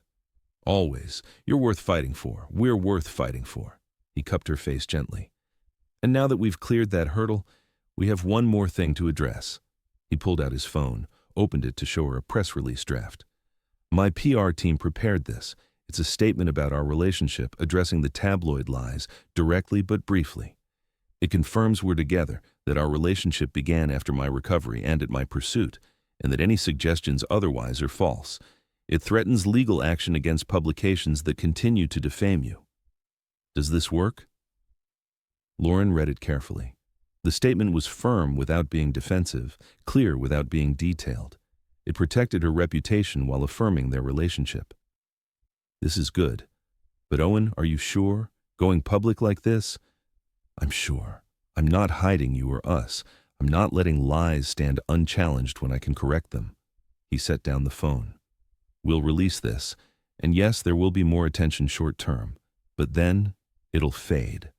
The tabloids will move on to other stories, other targets, and we'll still be here together, building our life." "Okay, release it." She took a breath, choosing bravery over fear. "I'm done running from complications or hiding because I'm scared of judgment. We're together. Let the world deal with it." He kissed her then, deep in claiming, celebrating her courage and their united stand. When they broke apart, both breathing unsteadily, Owen smiled against her lips. "I have one more thing to show you." He led her to his home office, pulled up architectural plans on his computer. Floor plans for a house, not a penthouse or townhouse, but an actual house with a yard and multiple levels and spaces designed for living rather than displaying. "What is this?" "A proposal. Not that kind, yet, but a proposal nonetheless." He pulled her onto his lap, wrapped his arms around her waist. "I want to build a life with you, not my life with," you added in, "not your life with me squeezed into corners. A life we create together, where we're equals and partners in everything." "Owen, I want to buy a house, not in Manhattan, somewhere with space and quiet. Westchester maybe, or Connecticut. Close enough to the city for work, but far enough for peace. A place where we can have Vera visit comfortably, where we can host those Sunday dinners with family, where we can build something that's ours." He gestured at the plans. "We'd decide everything together, Location, design, how we use the space. I'm not asking you to move into my world. I'm asking us to create our world. Lauren looked at the plans with blurred vision, imagining it. A home built intentionally for them, room for her books and his technology, a garden for Vera to enjoy when she visited, space for the life they were building, the family they might create someday. I think I want that, she said slowly, letting herself imagine the future. I want everything with you, the house, the life, the partnership, all of it. Even the messy parts? The continued family adjustments, the occasional public attention, the learning to compromise on everything from furniture choices to what temperature to set the thermostat? Especially the messy parts, because they're real, and we're real, and that's what matters. She turned in his arms to kiss him properly. You were right. That first night when you woke up and told me what we shared wasn't artificial. It's complicated and challenging and absolutely worth fighting for. So that's a yes to house hunting together? That's a yes, she smiled against his lips. Let's build our home, our life, together. They finished the evening talking logistics and dreams, where they wanted to live, what kind of space they needed, how to blend their lives practically and logistically. But underneath the practical discussion was profound satisfaction. They weren't just talking about a house, they were planning a future, committing to building something together despite obstacles. After the conversation wound down, they went to bed together, made love with the particular intensity of two people who'd almost lost each other multiple times and were grateful for every moment. Afterward, Lauren lay curled against Owen's side, his arm wrapped around her, their breathing synchronized. Can I tell you something? He asked, his voice rumbling through his chest beneath her ear. Always. When I was trapped in that coma, unable to move or speak, I used to imagine what freedom would feel like. I thought it would be regaining control over my body, independence, the ability to manage my own life again. He stroked her hair absently, his touch gentle. But real freedom isn't independence, it's this, choosing to build a life with someone, trusting them enough to be vulnerable, knowing you're not alone, not because you can't handle things yourself, but because you don't have to. I spent so long thinking. Needing someone was weakness, Lauren admitted, her voice soft. That I had to handle everything myself to prove I was strong. You taught me that the bravest thing is letting someone carry weight with you. That partnership isn't about losing yourself. It's about finding yourself reflected in someone else's eyes and being loved for what you see. We taught each other. He kissed her forehead with infinite care. That's what partnership is. Mutual teaching, mutual growing, mutual loving. Both people becoming more themselves, not less, because they have someone who sees them completely and chooses them anyway. They lay in comfortable silence, the city lights twinkling through windows, two people who'd found each other across an impossible divide and built something real from it, not a fairy tale, something better, something true and lasting and worth every complication. 3 months later, life had found a new rhythm. Vera had recovered remarkably well, with only minor speech impediments remaining, but full mobility restored. She'd moved into a better apartment closer to Lauren, 2 bedrooms with an accessible bathroom, funded by Owen, with Vera's reluctant but grateful acceptance. Lauren had transitioned to part-time hospital work and taken a leadership role with the Vera Hill Nursing Advocacy Foundation. The work fulfilled her in new ways, shaping policy, developing scholarship programs, creating systemic change that would help thousands of nurses rather than one patient at a time, using her expertise to build something larger than individual care. Owen had restructured his role at Reed Technologies. Julian handled day-to-day operations as COO, while Owen focused on strategic vision and innovation. He worked fewer hours but more effectively, and the board was satisfied with improved efficiency and his renewed focus. He'd proven that letting go of some control actually strengthened the company. Sunday dinners with Rosalind had become tradition. Sometimes Vera joined, and the 2 mothers bonded over shared stories of their determined children. Julian brought his girlfriend Emma, and the dinners were warm, familial, filled with laughter and gentle teasing. Rosalind had truly come around, treating Lauren with genuine warmth rather than polite tolerance. Owen and Lauren didn't live together yet. They were taking that step thoughtfully, both aware of needing to build their relationship without rushing major milestones. But they spent most nights together, alternating between his penthouse and her apartment, learning each other's rhythms and habits, the morning routines, the evening wind-downs, the comfortable domesticity of shared life. One Sunday evening, after Owen and Lauren had cooked dinner together at his place, a weekly ritual they both treasured, he brought out dessert with an unusual nervousness. "I've been thinking," he said, setting down plates with less than his usual confidence, "about the future, our future specifically." "What about it?" Lauren accepted the dessert, noticed his hands were slightly unsteady. "I want to build a life with you. Not hypothetically someday, but actually, intentionally, starting now." He set down his own plate without touching it. "We've been looking at houses. We've talked about creating our own space, our own world. But there's something we haven't talked about explicitly." He stood up, came around the table, and to Lauren's shock, dropped to one knee. Her breath caught, her heart suddenly hammering as he pulled out a small velvet box. "This isn't a proposal," he said quickly, seeing her wide eyes. "Not the traditional kind, not yet.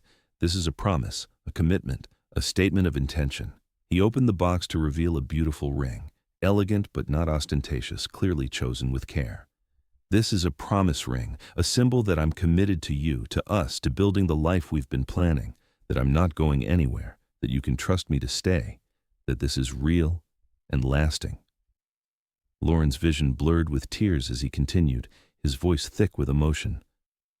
"I know you're still learning to trust that needing me doesn't make you weak, that depending on someone doesn't mean losing yourself. That love can last even when it's complicated." He took her hand gently. "So this isn't me asking you to marry me right now. This is me promising that I'll wait as long as you need, that I'll prove every day that I'm worthy of your trust, that when you're ready, months from now or years from now, I'll be here, still loving you, still choosing you, still building our life together."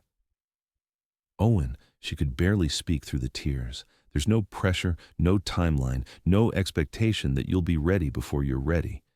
This is just me saying, I see you, I love you, and I'm not going anywhere. You have all the time in the world to learn to trust that." He took out the ring, held it gently. "Will you accept this? Not as an engagement, but as a promise that we're building toward something permanent when you're ready?" "Yes." The word came out as a sob. "Yes, I accept it. I accept the promise, the commitment, the future we're building. All of it." He slid the ring onto her right hand rather than her left, a distinction that felt significant. A promise rather than an engagement, a commitment without pressure. She looked at it through tears, then pulled him up to kiss him desperately. "I love you," she said against his lips. "Thank you for being patient, for understanding that I need time to trust this is real, for not rushing me into something before I'm ready." "I'd wait forever for you." He kissed her back with equal intensity. "There's no rush, no deadline, no pressure. We move at your pace, take our time, build this right. I'm not going anywhere." They spent the rest of the evening on the couch, Lauren holding her right hand up to watch the ring catch the light, Owen holding her close, talking about timelines, for house hunting, for moving in together. For the future, they were building one careful step at a time. "Maybe next year," Lauren said eventually. "For moving in together. Once we find the right house, once I'm more settled in the foundation work, once we've had more time to solidify what we're building." "Next year sounds perfect." Owen kissed the top of her head. "And whenever you're ready to move this ring to your left hand, whenever you're ready for forever officially, I'll be here, ready and waiting and grateful." What's your biggest takeaway from Lauren and Owen's story? Have you ever discovered that someone heard you when you thought you were alone? Have you ever struggled to accept love because you feared needing someone made you weak? Share your thoughts in the comments below and let me know where you're watching from around the world. Don't forget to hit that subscribe button for more stories about love, resilience, and second chances. Tomorrow I'll be sharing another story that will touch your heart and remind you that extraordinary connections can form in the most ordinary moments. Until then, remember, you are seen, you are heard, and you are worthy of love exactly as you are. Your vulnerability isn't weakness, it's the gateway to genuine connection. And somewhere, Someone is listening to your truth and falling in love with your authentic self. This is Dear Love Diaries, reminding you that every voice matters, every story deserves to be told, and love, real, complicated, beautiful love, is always worth fighting for.